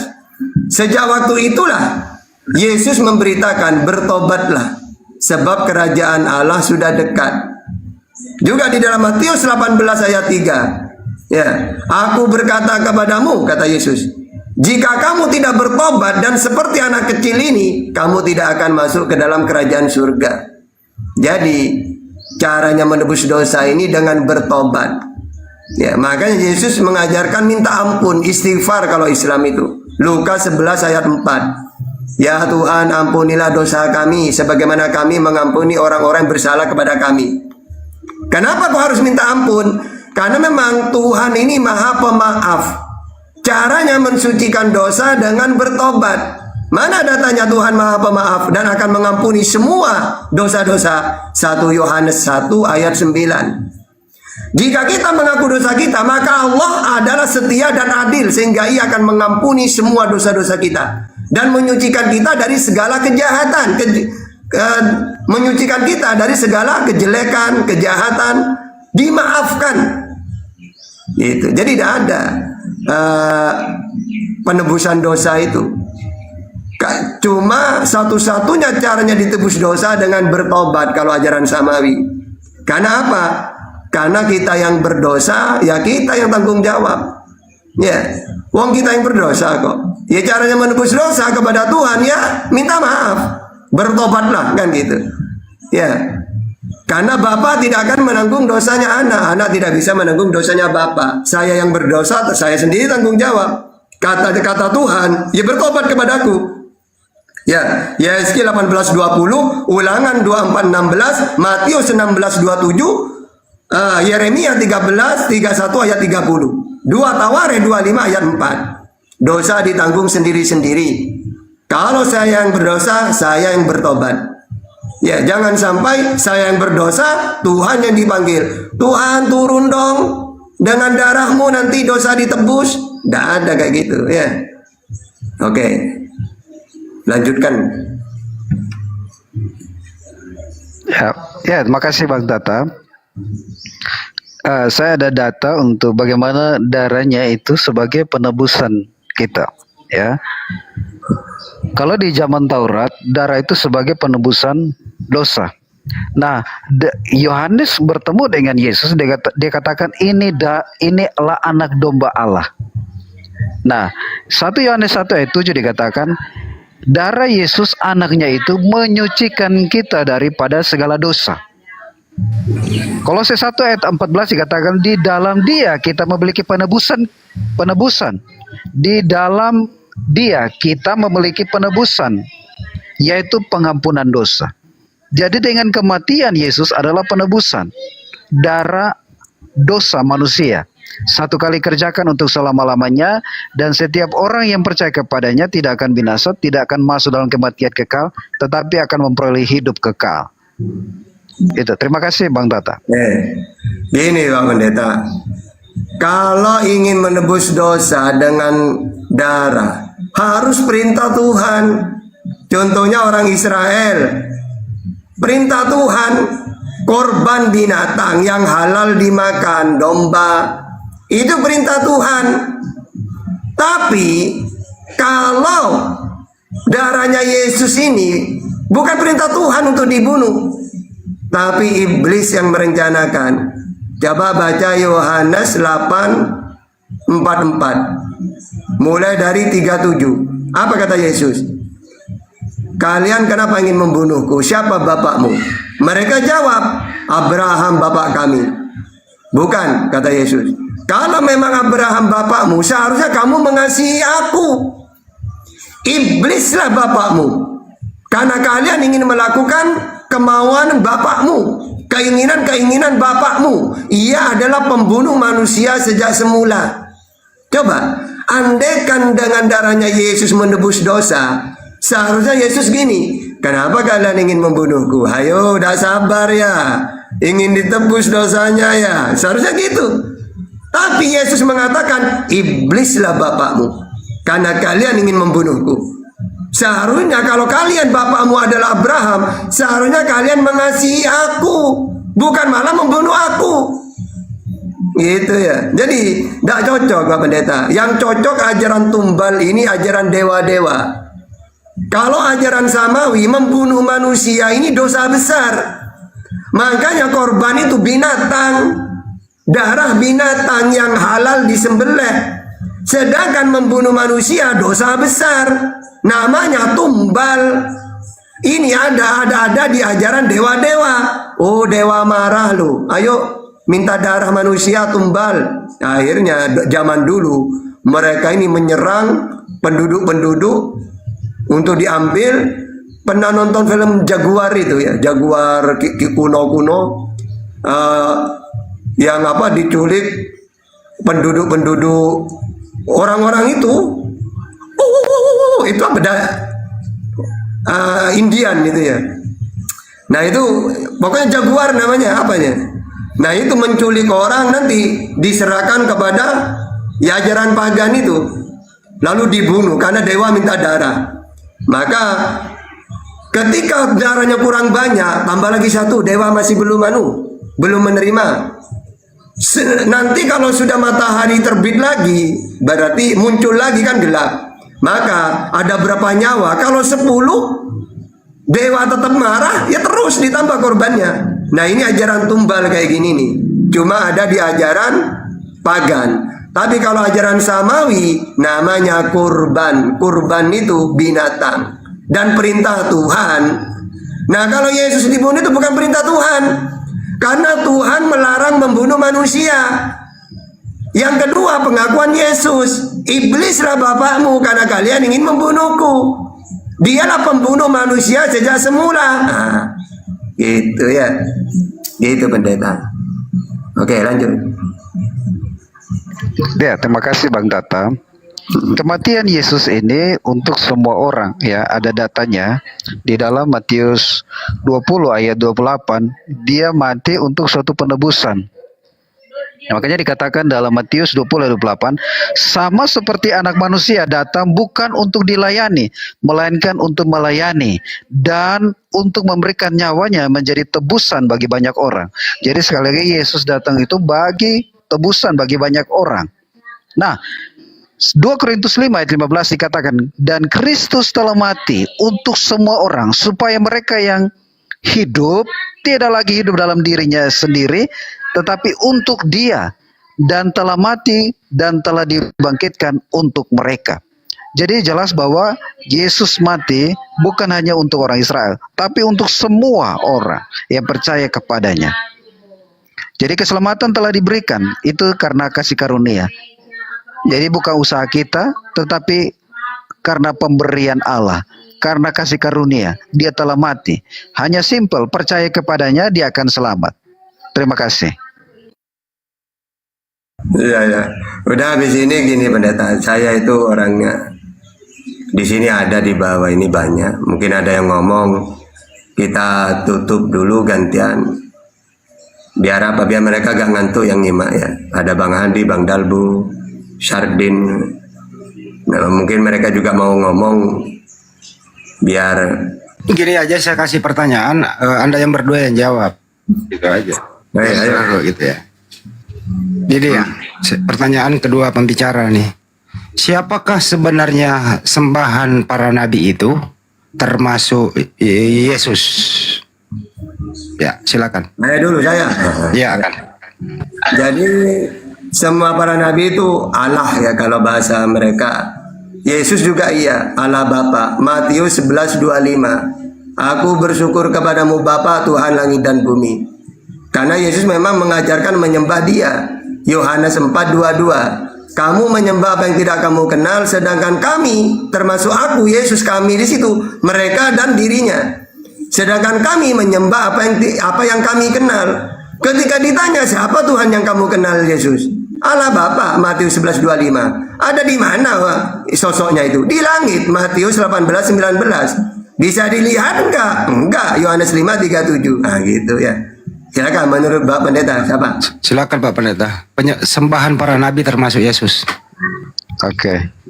Ya, terima kasih Bang Handi, Bang Tata. Jadi ginilah. Dialah yang awal, dialah yang akhir. Dia yang permulaan, dialah yang akhir. Nah, apa yang disembah oleh para nabi adalah Bapa atau Allah, ya. Karena dikenal bahwa Allah Yakub, Allah Ishak, Allah Abraham sama. Mereka juga yang disembah. Nah, sampai di Yesus juga mengajarkan bahwa ada Bapa, ada Anak, ada Roh Kudus. Itu di dalam Matius 28 ayat 19. Baptislah mereka dalam nama Bapa, Anak, dan Roh Kudus. Jadi apa yang disembah juga para rasul sama, merujuk kepada satu pribadi, Yesus. Para nabi juga mencatat merujuk kepada satu nama, yaitu Yesus yang akan datang. Berarti Bapa kenal Anak, Bapa kenal Roh Kudus, Bapa dan Roh Kudus. Gitu. Makasih. Pertanyaan yang kedua. Siapakah sembahannya? Apakah sembahannya umat Islam itu? Siapa namanya sembahannya umat Islam? Apakah sembahannya sama dengan para nabi? Dan siapakah sembahannya umat Kristen? Apakah sama sembahannya para nabi? Ustaz Tata dulu. Ya, tadi kalau semua para nabi sama ya. Tinggal umat Islam. An-Nisa 36. Wa'budullah wa la tusyriku bihi syai'a. Dan sembahlah Allah dan jangan kamu sekutukan dengan apapun. Jadi cuma Allah yang disembah. Begitu juga yang disembah oleh Yesus tadi itu. Kamu menyembah yang tidak kamu kenal, sedangkan kami menyembah apa yang kami kenal, yaitu Allah Bapa. Oke, silakan. Pak Pendeta, apakah sembahannya Kristen sama dengan sembahannya para nabi? Kalau sama, boleh pakai data. Kalau tidak, nggak apa-apa. Silakan. Oke.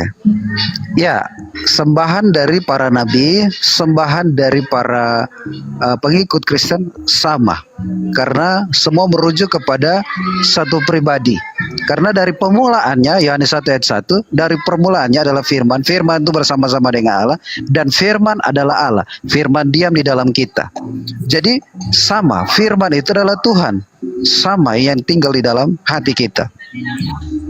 Ya, kasih. Bonus untuk Pak Pendeta. Apakah ada para nabi itu, kan Kristen ini Tuhannya Yesus. Apakah ada para nabi itu menuhankan Yesus? Bonus untuk Pak Pendeta. Bonusnya berat. Oke, para nabi itu telah merujuk suatu pribadi yang namanya yang akan datang kemudian. Itu termasuk salah satu nabi. Nabi Mika juga menjelaskan satu pribadi. Daniel juga menjelaskan satu pribadi yang akan datang. Yesaya juga menjelaskan satu pribadi yang akan datang. Dialah penghapus dosa. Dialah Raja Nabi, penasihat ajaib. Itu dalam Yesaya 9. Bukan itu bonusnya Pak Pendeta. Izin, apakah ada para nabi mengatakan bahwa Tuhan mereka adalah Yesus sama dengan Tuhannya Kristen? Ada atau tidak Pak Pendeta? Hah? Ya, jadi gini loh, Bang Handi, apa yang disampaikan para nabi adalah merujuk kepada satu pribadi yang akan datang. Saya jelaskan, mereka mengenal akan nabi yang akan datang, tapi mereka belum dikasih tahu siapa nabi itu, namanya belum. Karena ketika Yesus lahir baru ada nama. Tetapi mereka telah mengetahui bahwa akan datang suatu nabi atau akan datang suatu penasihat ajaib. Itu di dalam Mika 5 ayat 1. Pak Pendeta izin saya potong. Ini nggak berbicara nabi. Contoh deh misalnya nih, Nabi Musa itu apakah pernah Nabi Musa menyembah atau menuhankan Yesus?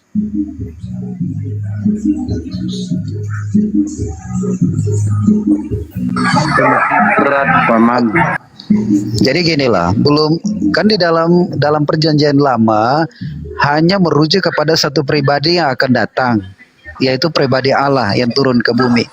Tapi zaman itu belum ada Selamat Yesus. sore semuanya. Belum ada Yesus. Tapi apakah mereka tersesat? Tentu tidak. Karena mereka masih punya Allah, masih punya Tuhan dalam hidup mereka. Oke, gitu. makasih Pak Pendeta. Artinya Tuhan para nabi itu beda dengan Tuhannya Kristen. Tuhannya Kristen Yesus, Tuhannya para nabi Allah, kan gitu. Lanjut ya, biar Ustaz Tata juga kerja nih. Ustaz Tata itu harus ditanya. Kedua pembicara nih, apakah ajaran para nabi itu ya menyembelih atau mengorbankan darah manusia atau mengorbankan darah hewan? Inna kal kausar fasol li rabbika wanhar. Jadi korban itu binatang, baik itu domba yang halal disembelih. Kalau Islam seperti domba, kambing, sapi, gitu ya. Itu dalilnya Al-Kausar ayat 2 itu. 3. Silakan Pak Pendeta. Kenapa Kristen mempersembahkan darah manusia beda dengan persembahan para nabi? Ini ajaran dari siapa? Silakan Pak Pendeta. Oke, terima kasih Bang Hendy. Jadi darah anak domba atau darah lembu sapi atau darah merpati itulah melaksanakan hukum Taurat. Ya, mereka melaksanakan hukum Taurat karena dengan itu mereka dapat penebusan dosa. Itu berlaku sampai di zaman Yohanes. Mereka melakukan penebusan itu. Mereka datang ke bait Allah dan melakukan penghapusan dosa. Jadi darah anak domba, lembu sapi, merpati itu penghapus dosa. Nah, merujuk kepada Yesus, Yohanes katakan, inilah anak domba Allah, penghapus dosa manusia. Artinya bahwa dialah yang akan menghapus dosa dunia ini dari satu kematian Yesus dan bangkit. Kira-kira begitu. Oke. Jadi ajaran para nabi menyembelih binatang, ajaran Kristen mengorbankan anak manusia namanya Yesus. Jadi beda ya Pak Pendeta ya? Oke, beda. Baik. Lanjut. kepada kenapa jadi senyum-senyum berdua ini? Lanjut. Bersahabat ini Iya, sepertinya bersahabat. Bang Andi. Lama-lama juga kok kawinkan Bersahabat ini. aduh ini walah. Tapi bagus nih sore ini kita diskusi baik-baik. Saya hanya sebagai wartawan saya mau menulis sebuah buku kan gitu ya. Aduh, Bapak pendeta kan membohongin diri sendiri. Pertanyaan yang kedua ini mengenai proses pewahyuan. Proses pewahyuan. Para nabi itu menerima wahyu dari siapa gitu loh. Termasuk Yesus Mesia gitu ya. Kalau Pak Pendeta mengatakan Paulus juga adalah rasul ya silakan. Para nabi itu menerima wahyu itu dari mana dan prosesnya seperti apa? Ustaz Tata dulu. Wa ma kana li basarin ayyukallimahullah illa wahyan aw min wara'in hijab aw yursila rasulan fa uhiya ilai. Jadi Allah karena samawi 2 Tawarin 6:18 tidak mau turun ke dunia, tidak bisa dilihat, maka dia memberi wahyu kepada para utusan dengan 3 cara. Dengan wahyu seperti kepada Abraham lewat mimpi. Wahai Abraham, sembelihlah putramu, anakmu yang tunggal. Ini wahyu namanya. Au yursila rasulan fahuya ilai.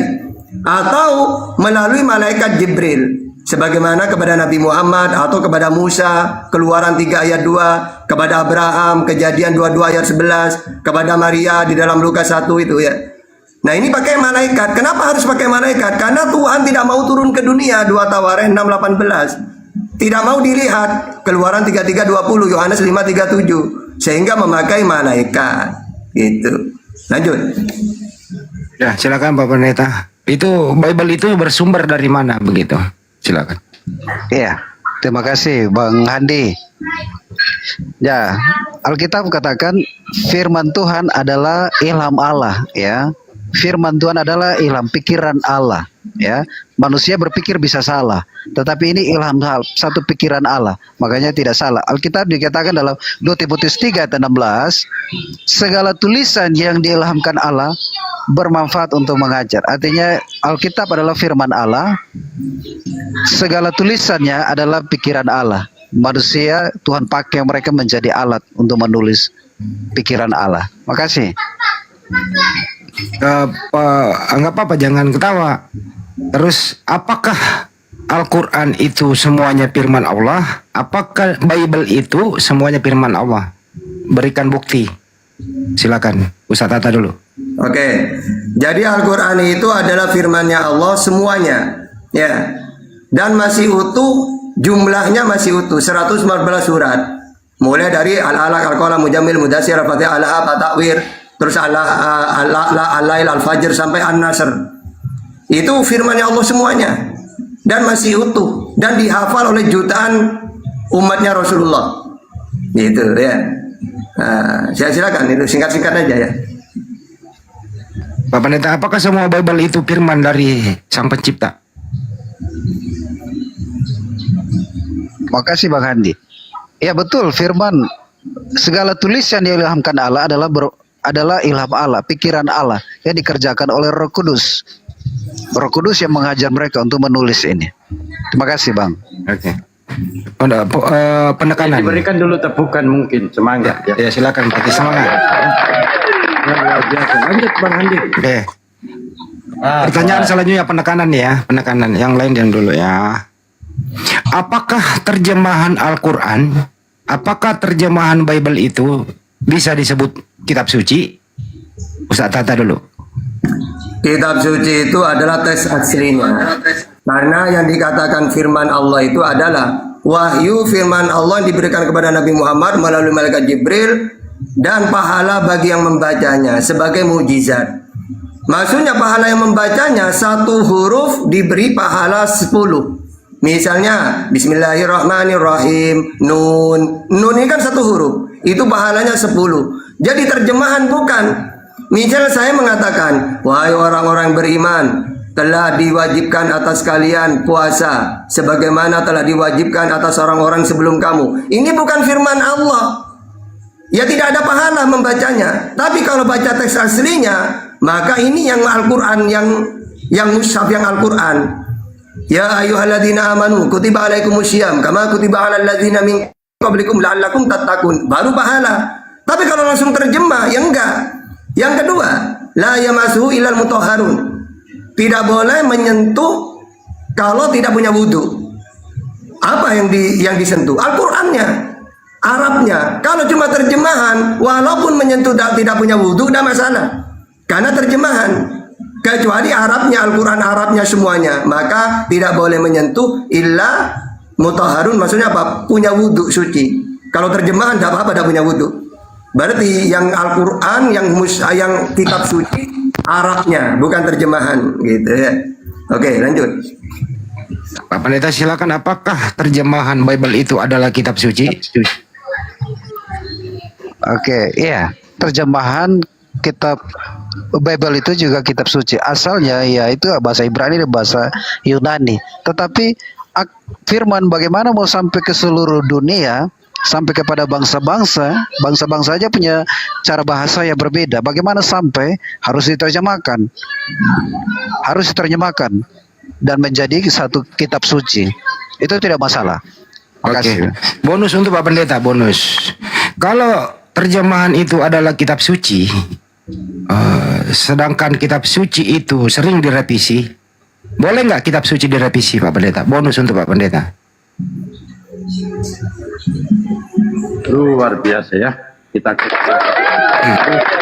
ya kalau direvisi artinya maknanya tidak akan meleset dari ceritanya, direvisi, tetapi makna dan urapannya tidak berbeda. Karena dia akan direvisi ke bahasa daerah, bahkan ada bahasa Manado, bahasa NTT, bahasa Pasar untuk dapat mengerti. Jadi kitab suci boleh direvisi ya, Pak Pendeta ya? Ya, ada direvisi sampai bahasa daerah ada. Oke, baik. Pertanyaan yang kedua ini, untuk yang berdua lagi. Apakah kitab suci itu ada yang boleh bertentangan dan boleh ada yang salah? Saya ulang ya, apakah kitab suci itu Al-Quran misalnya dan Bible untuk Pak Pendeta boleh ada kontradiksi dan boleh ada yang salah? Silakan Ustaz Tata. Ya, jadi kalau kita Al-Quran tidak ada yang salah, ya bahkan titiknya hilang ketahuan. Karena ini sudah janjinya Allah. Inna nahnu nazzalna dzikra wa inna lahu lahafidun. Allah yang menurunkan Al-Quran dan Dia juga yang menjaganya. Bagaimana caranya Allah menjaga Al-Quran? Dengan cara umatnya Rasulullah diberi kemudahan untuk menghafal. Mulai dari anak kecil, remaja, tua, sampai orang buta pun bisa hafal itu. Seperti itulah caranya Allah menjaga kitabnya Al-Quran. Gitu ya. Jadi tidak ada perubahan sama sekali. Jangankan satu kalimat, titik pun tidak bisa. Karena sudah dihafal jutaan umat Islam dan di luar kepala. Gitu. Lanjut. Ya, Pak Pendeta, baru saja ada beberapa jadi kayak bom waktu ini buat Kristen. Yonatan Purnomo menemukan ada lebih 6.000 kesalahan dalam terjemahan itu, termasuk menurut Anda itu kitab suci. Pendapat Pak Pendeta, kok ada kitab suci banyak yang salah begitu, Pak Pendeta? Silakan. Oke, ya mungkin bagi orang lain itu salah, tapi bagi saya sebagai penunjuk arah hidup ya tentu tidak salah, karena firman ini telah diam di antara kita, dia telah tinggal di dalam hati kita, menjadi juru atau jalan bagi kita untuk selamat. Jadi bagi kami itu tidak salah, bagi saya ya. Mungkin bagi orang lain yang mencari kekurangan mungkin akan itu salah, tapi bagi saya dia telah menjadi penolong buat saya untuk dapat mengerti Tuhan. Kasih ya. Jawaban Pak Pendeta agak sedikit pelit ya, nggak apa-apa ya. Kita lanjut lagi ya. Nah, ini nggak bukan menghakimi. Silakan netizen aja yang menilai begitu. Kita hormati pendetanya ya. Ini bukan debat loh. Nah, nanti Anda beri skor aja gitu ya. Selanjutnya nih, ini yang sering kita fenomena yang berkembang ini ya. Banyak sekali liturgi-liturgi tradisi yang dilakukan umat Islam, baik wajib maupun sunnah, begitu juga Kristen banyak yang dilakukan. Pertanyaannya kedua pembicara, apakah umat Islam atau dengan Kristen ini punya hukum atau tata cara menyembah kepada Sang Pencipta? apakah ada perintahnya dan siapa yang mencontohkannya? Ustaz Tata dulu silakan. Surat Hud ayat 116. Wa aqimi sholat tarafai nahar wa zulafa minal lail. Innal hasanat yudhibna sayyi'at. Dzalika dzikra lidzakirin. Kerjakanlah sholat. Nah, berarti ada perintah. Bagaimana caranya prakteknya? Shollu kama ra'aitumuni usolli. Sholatlah kamu sebagaimana kamu melihat aku sholat. Nabi Muhammad sholat, Allahu Akbar. Ada ruku, sujud, duduk di antara dua sujud. Dipraktekkan oleh Rasulullah. Sehingga kita mengikuti caranya Rasulullah sholat, perintahnya Al-Quran, hakimi sholat, prakteknya Rasulullah yang praktekkan caranya. Jadi jelas gitu ya. Oke, lanjut. Terus untuk Ustaz Tata, jadi umat Islam itu nggak boleh buat hukum sendiri, Ustaz, betul? Nggak boleh. Taraktu fikum amroni lan tadillu ma tamassaktum bihima kitabullah wa sunnah. Aku meninggalkan dua perkara, selagi kamu berpegang teguh kepada keduanya, kamu tidak akan tersesat, yaitu Quran dan hadis. Gitu, lanjut. Makasih. Pak Pendeta, saya lihat Kristen ini banyak sekali perbedaan bagaimana cara menyembah pada Sang Pencipta, banyak banget seremonial, apalagi mau menjelang Natal. Pertanyaan Pak Pendeta, semua yang dilakukan ibadah orang Kristen ini ada perintah atau tidak dari Sang Pencipta? Silakan Pak Pendeta. Oke, makasih Bang Hadi, Bang Tata.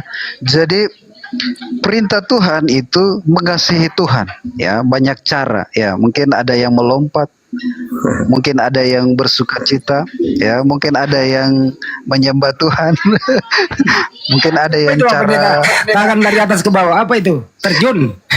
Ya, kayak orang bersukacita, ya, bersukacita. Iya. Caranya bagaimana untuk menyembah? Karena perintah dalam Mazmur juga, bersorak-soraklah bagi Tuhan Allah.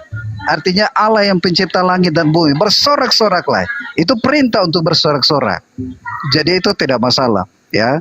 Karena menyembah, berlutut, mengangkat tangan itu sama saja. Karena Tuhan melihat kedalaman hati kita. Jangan kita mengangkat tangan lalu mengolok-olok, enggak. Atau menyonggok atau berlutut tapi mengolok-olok, jangan. Tapi Tuhan melihat dalam hati kita. Kita menyembah itu karena kerendahan hati. Kita mau lompat karena bersyukur karena Dia telah menyelamatkan kita. Ya, terima kasih Bang. Pak Pendeta. Beri aplaus dan beri gift. Beri aplaus dan beri gift kalau Anda berkenaan. Silakan.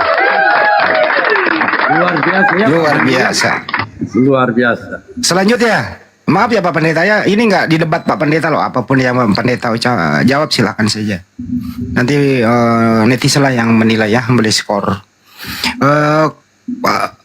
Pertanyaan selanjutnya, sholat Jumat itu Pak, ini kan di hari Jumat, Ustaz Tata, apakah ada hukumnya sholat Jumat? Entar Pak Pendetanya belum. Sholat Jumat apakah ada perintahnya? Terus hari Minggu itu ke gereja apakah ada perintahnya? Ini perbandingan Jumat dan hari Minggu. Silakan Ustaz Tata dulu. Ya, surat Jumat ayat 9, ya ayyuhalladzina amanu idza nudiya lis-sholati min yaumil jumati fas'au ila dzikrillah wa darul bait. Ya, wahai orang-orang yang beriman, ya, apabila diseru di hari Jumat, ya, maka dagang-dagangan penjual tinggalkan jual beli, ya, untuk melaksanakan sholat Jumat gitu. Lanjut. Oke, sholat Jumat ada perintahnya, sholat Jumat ayat 9 Pak Pendeta. Kalau hari Minggu siapa ini, ada perintah atau ini kesepakatan gereja? Silakan. Ya, makasih Bang Handi. Artinya semua hari adalah hari Tuhan, ya. Kita juga beribadah, ada ibadah setiap hari, ada ibadah. Apakah hari Minggu itu hari khusus Tuhan? Ya, hari Minggu kalau di Perjanjian Lama itu kan di hari Sabtu, hari Sabat. Hari Minggu adalah hari di mana Maria dan Marta datang ke kuburan Yesus dan kuburan Yesus kosong. Hari pertama, makanya hari pertama adalah hari memuji Tuhan. Itu bagi kami, ya. Jadi hari pertama. Tapi semua hari itu hari Tuhan, tidak ada tuh hari lain, ya. Semua hari Tuhan. Itu. Makasih Bang Andi. Pertanyaan selanjutnya, kalau di umat Islam itu ada Maulid, kalau di Kristen itu ada Natal. Jelaskan apa arti Maulid, apa yang diperingati saat Maulid, Ustaz, Terus Natal itu sumbernya dari mana? Apa yang diperingati pada Natal itu? Ustaz Tata dulu. Iya, kalau Maulid Nabi itu bagian dari ibadah Ghairu Mahdoh. Ada mahdoh, ada Ghairu Mahdoh.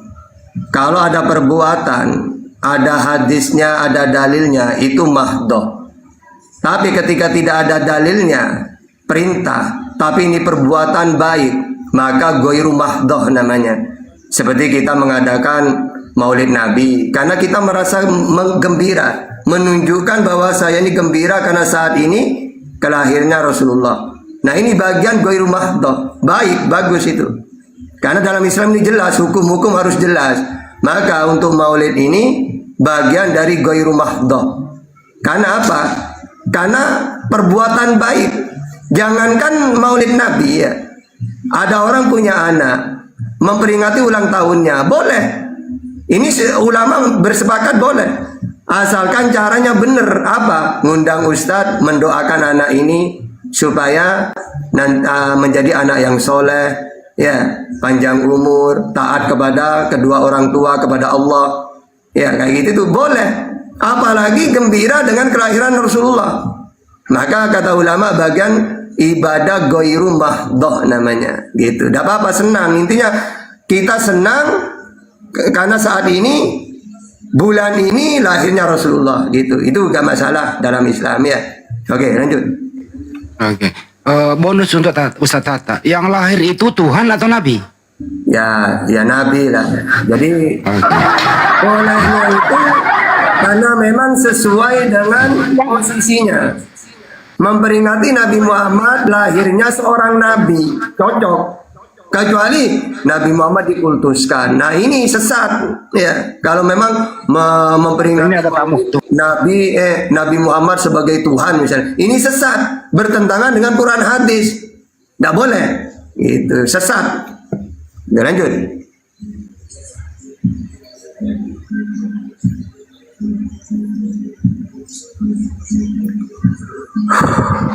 Mana ya? Ya, saya lanjutkan ya, Bang. Ya, Bang Adi, kenapa kita merayakan Natal? Karena itu kan merayakan di mana Tuhan pernah datang ke bumi, dia lahir ke bumi dan menjadi sama dengan manusia.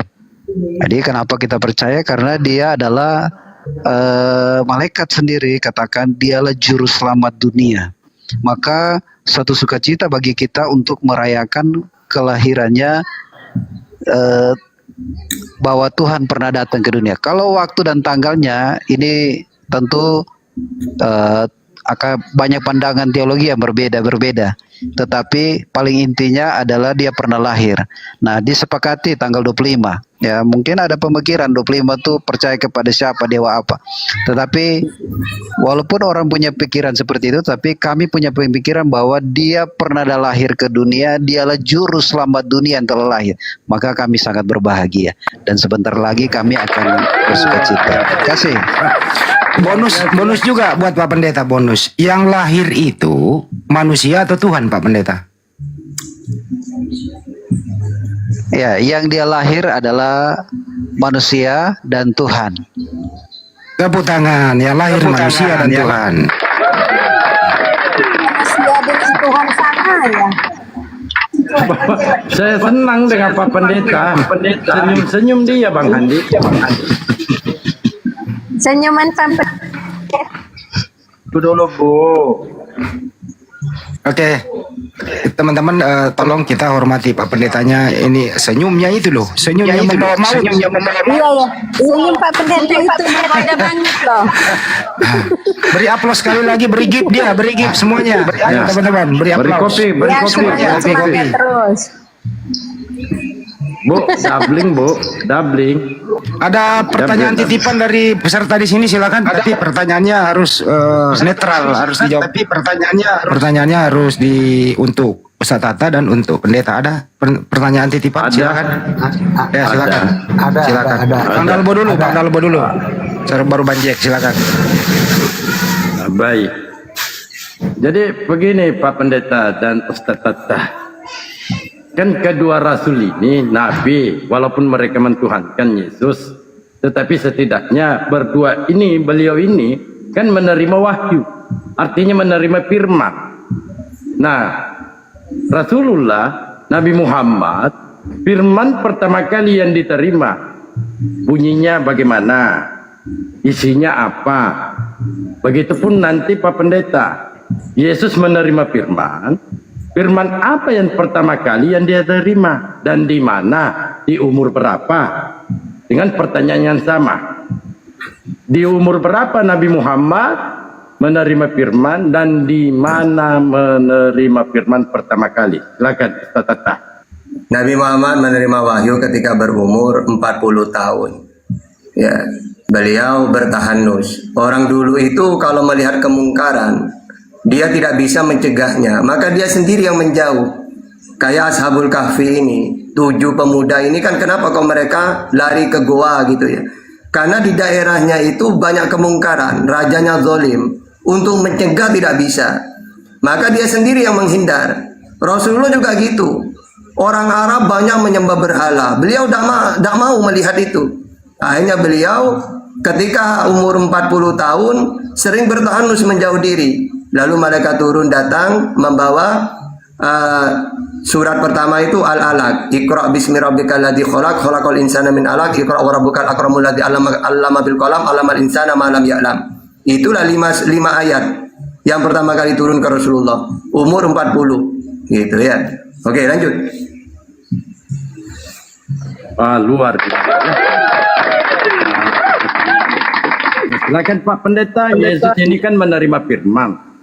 Yang pertama kali firman Yesus diterima apa dan di mana dan umur berapa menerima firman? Silakan. Iya. Oke, makasih Bang Albo. Yesus ini adalah firman Allah yang turun ke bumi. Dialah sang firman yang menjadi manusia. Jadi kapan dia datang ke dunia menerima firman, dialah firman. Makanya bukti bahwa dia itu diserahkan kepada Tuhan di bait Allah. Setelah itu dia mengajar, ya. Dia mengajar. Dan di usia 12 tahun dia sudah mengajar. Dan kemungkinan dia mengajar terus sampai usia 30. Tetapi itu 13 sampai 30 tidak ditulis dalam kitab. Jadi dialah firman, sang firman dialah firman. Makasih Bang Dalbo. Mohon izin ada ibadah Natal, jadi saya juga akan turun. Mohon maaf kalau ada kata-kata yang salah. Semua temannya Bang Alex, mohon maaf. Bang Tata, mohon maaf semua. Bang Andi, bisa titipkan satu pertanyaan. Bisa ditungguin Bang Jack, kasihan dari tadi nunggu loh Pak Pendeta. Ya, silakan Bang Jack. Satu pertanyaan Pak Pendeta. Iya. Oke, ini di antara dua kitab suci, antara Al-Quran dan Alkitab, semua mengklaim bahwa itu dia yang paling benar, ya kan? Saya mau bertanya, atau bahkan di Al-Quran sendiri menganggap bahwa kitab penyempurna atau kitab yang paling sempurna. Di sini saya mau bertanya, di Alkitab, di kitab mana yang tertulis Adam beserta dengan istrinya di Alkitab? Begitupun di Alkitab saya minta juga tunjukkan ayat berapa, surah berapa, ayat berapa menulis tentang Adam dan Hawa. Terima kasih. Saya dulu dalam Al-Quran itu Al-Baqarah 335. Ya, di situ wa qulna ya Adam uskun anta wa zawjuka. Wa zawjuka di situ coba baca Jalalain Hawa. Atau Al-A'raf 19. Wa qulna ya Adam uskun anta wa zawjuka. Itu juga Hawa. Ya. Baca Jalalain itu karena saya meneliti kitab saya, jangankan Bible, ya, saya kuasai itu. Begitu juga Al-Quran, per kalimat saya cari itu. Ya, gitu. Silakan, Pak Pendeta.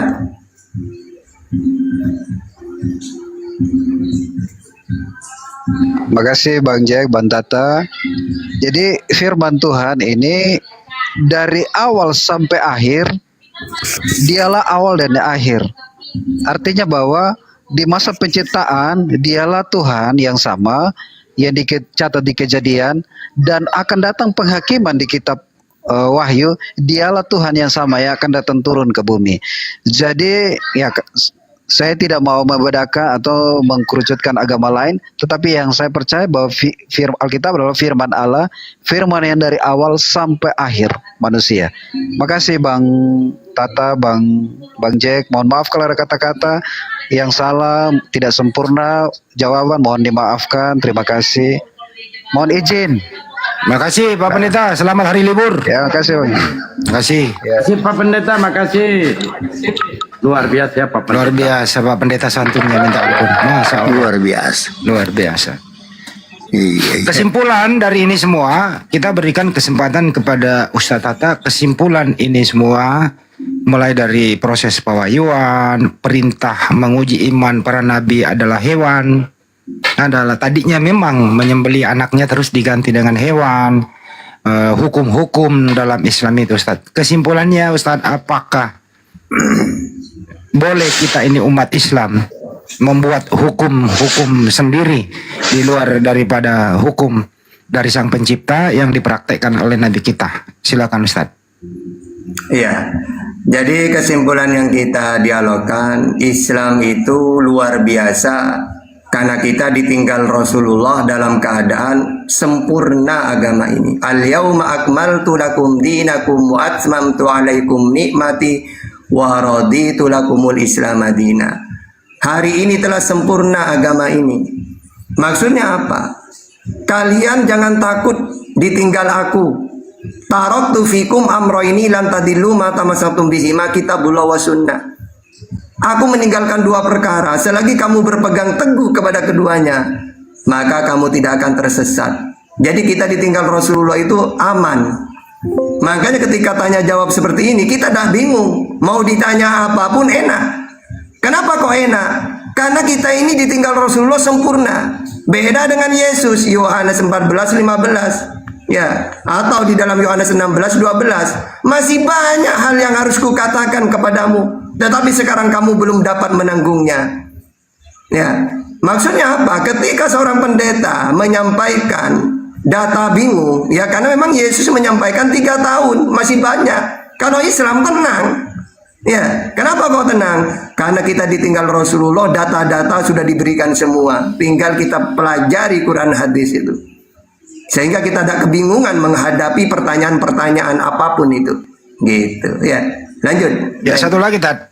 Nabi Muhammad SAW rahmatan lil alamin. Ada hadis yang sangat bagus yang sering diingkari oleh Kristen, mengatakan kamu itu tidak selamat, kamu tidak selamat. Kalau pernah salah baca itu, semua umatku masuk surga kecuali yang enggan. Nah, umat Nabi Muhammad yang enggan ini siapa Tat? Yang tidak mau masuk surga ini, silakan Tat. Iya, di situ kullu ummati yadkhulunal jannah illa man aba. Semua umatku pasti masuk surga kecuali yang enggan. Lalu sahabat bertanya, siapa yang enggan itu ya Rasulullah? Mereka yang tidak mau taat kepadaku, tidak mau mengikutiku. Dialah yang tidak mau masuk surga.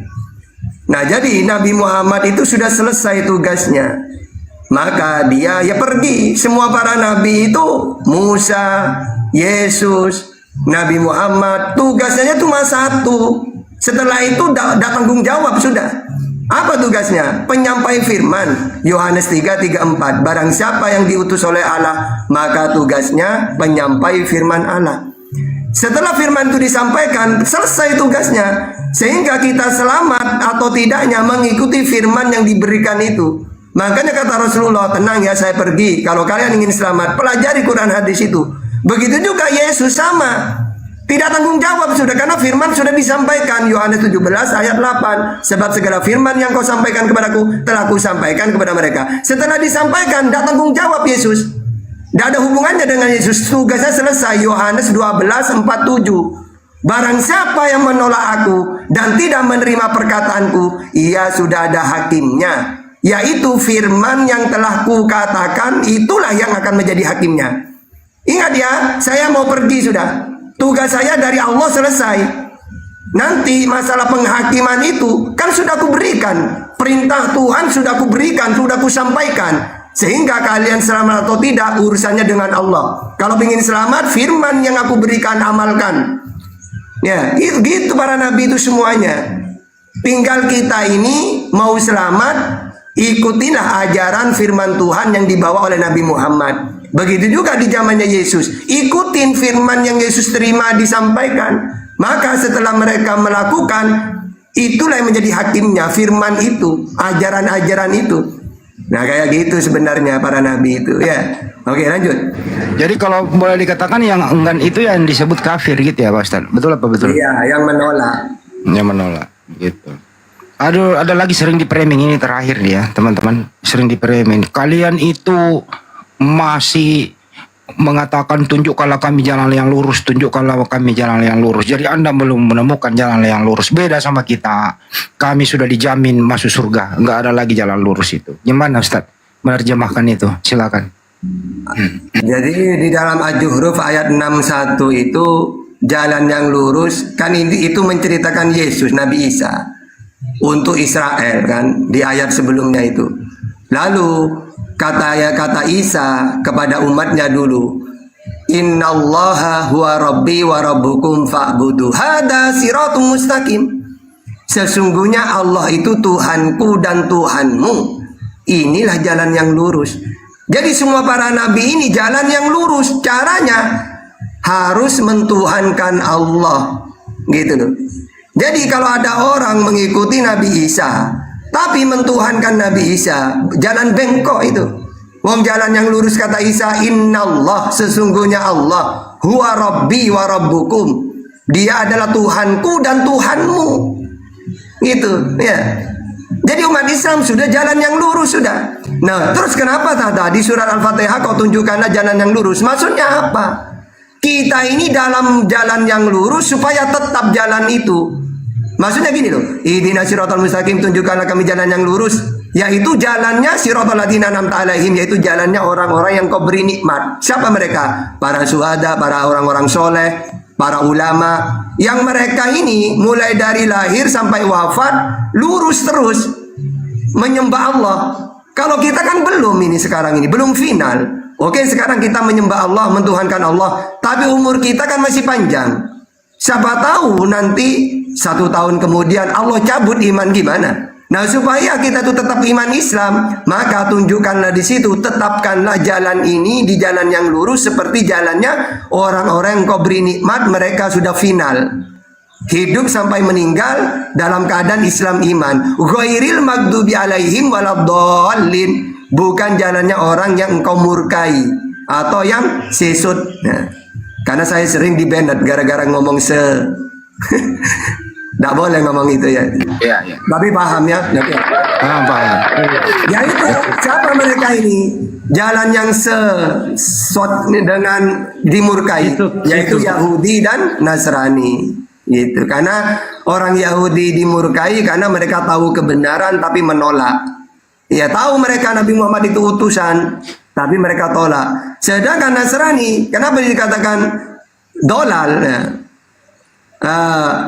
Karena mereka ini mentuhankan utusan Tuhan yang seharusnya diimani sebagai utusan malah dituhankan. Akhirnya mereka nah itu ya, gitu. Oke, lanjut. Itulah ayat yang sering dipotong-potong oleh mereka, termasuk si KC yang membuat si KC nongkrong dalam penjara kelamaan di sana, dipotong dia. Terakhir nih, benar-benar terakhir ini saya juga mau aktivitas. Mereka sering mempergunakan kata mukjizat dari Al-Quran dan disalahartikan. Mukjizat itu maksudnya apa? Apakah Nabi yang bermukjizat itu menandakan dia Tuhan atau menandakan dia Nabi dan Rasul, Ustaz? Mereka mengatakan ya bermukjizat itu buktinya dia adalah Tuhan. Silakan Pak Ustaz.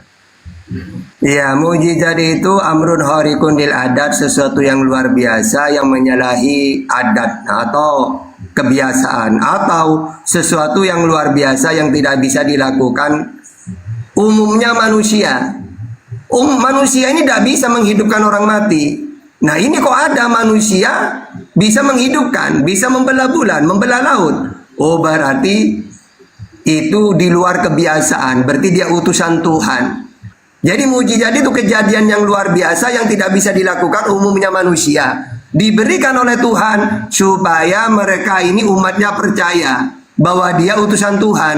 Contohnya Nabi Muhammad pernah ditanya, "Wahai Muhammad," kata orang kafir, "kamu ini ngaku utusan, yang saya tahu utusan itu punya mujizat, bukti. Mana buktinya kamu seorang utusan?" Nah, mujizat itu kan suatu yang luar biasa kan. Akhirnya turun ayat iqtarbati sya'awan syaqal qamar. Di hadapan mereka, oke, kalau kalian ingin bukti bahwa saya utusannya Allah, akhirnya di hadapan mereka dibelah bulan di hadapan mereka itu. Ya, yang satu taruh di kanan, yang satu di kirinya. Nah, membelah bulan apa tujuannya? Sebagai bukti. Nah, ini kan saya utusan Tuhan kan? Mana mungkin kalau saya orang biasa bukan utusan Tuhan, mana mungkin saya bisa membelah bulan? Sama seperti Yesus dalam Yohanes 12 41 44. Apa kata Yesus? "Ya Tuhan, karena banyak orang yang mengelilingi aku, supaya mereka percaya bahwa aku ini utusanmu." Berarti lalu dia menghidupkan Lazarus. Berarti apa kata Yesus menghidupkan Lazarus itu? Supaya mereka percaya bahwa aku ini utusanmu, bahwa engkaulah yang mengutus aku. Ya, karena mujizat itu pemberian Tuhan. Kisah Para Rasul 2:22. Nah, tapi malah orang salah paham. Tata, Yesus itu Tuhan loh. Kok bisa? Iyalah, wong mujizatnya nyata loh. Mujizat itu bukan untuk Tuhan, pemberian Tuhan. Justru kalau kamu percaya dia bermujizat, berarti utusan Tuhan, bukan malah kamu Tuhan kan. Mereka ini salah paham gitu loh ya. Gitu. Oke, lanjut. Ya itulah, meminjam kata mukjizat disalahartikan. Ya udahlah, oten-oten, tolong jangan minjam-minjam lagi istilah Islam, lu salah gunakan pula lagi. Terima kasih Pak Ustadz, terima kasih buat semuanya. Saya sudahi dulu live Andi Live Channel, saya masih ada kerjaan ini, lanjut. Terima kasih buat semuanya Pak Ustadz. Kita doakan Pak Ustadz semoga sehat selalu, diberi banyak rezeki. Amin. Semua tiap hari beliau ada di sini. Memberikan pencerahan, memperkuat akidah Islam kita semua di sini ya. Jadi kita doakan Ustaz kita sehat selalu di bawah lindungan Allah Subhanahu wa taala. Untuk yang ada di Andi Live Channel, terima kasih buat semuanya. Maaf atas segala hilaf. Akhir kalam, wabillahi taufiq wal hidayah. Assalamualaikum warahmatullahi wabarakatuh. Jumpa lagi pada Isya. Sampai jumpa. Waalaikumsalam warahmatullahi wabarakatuh. Dan sabar, selamat sore. Akan sabar.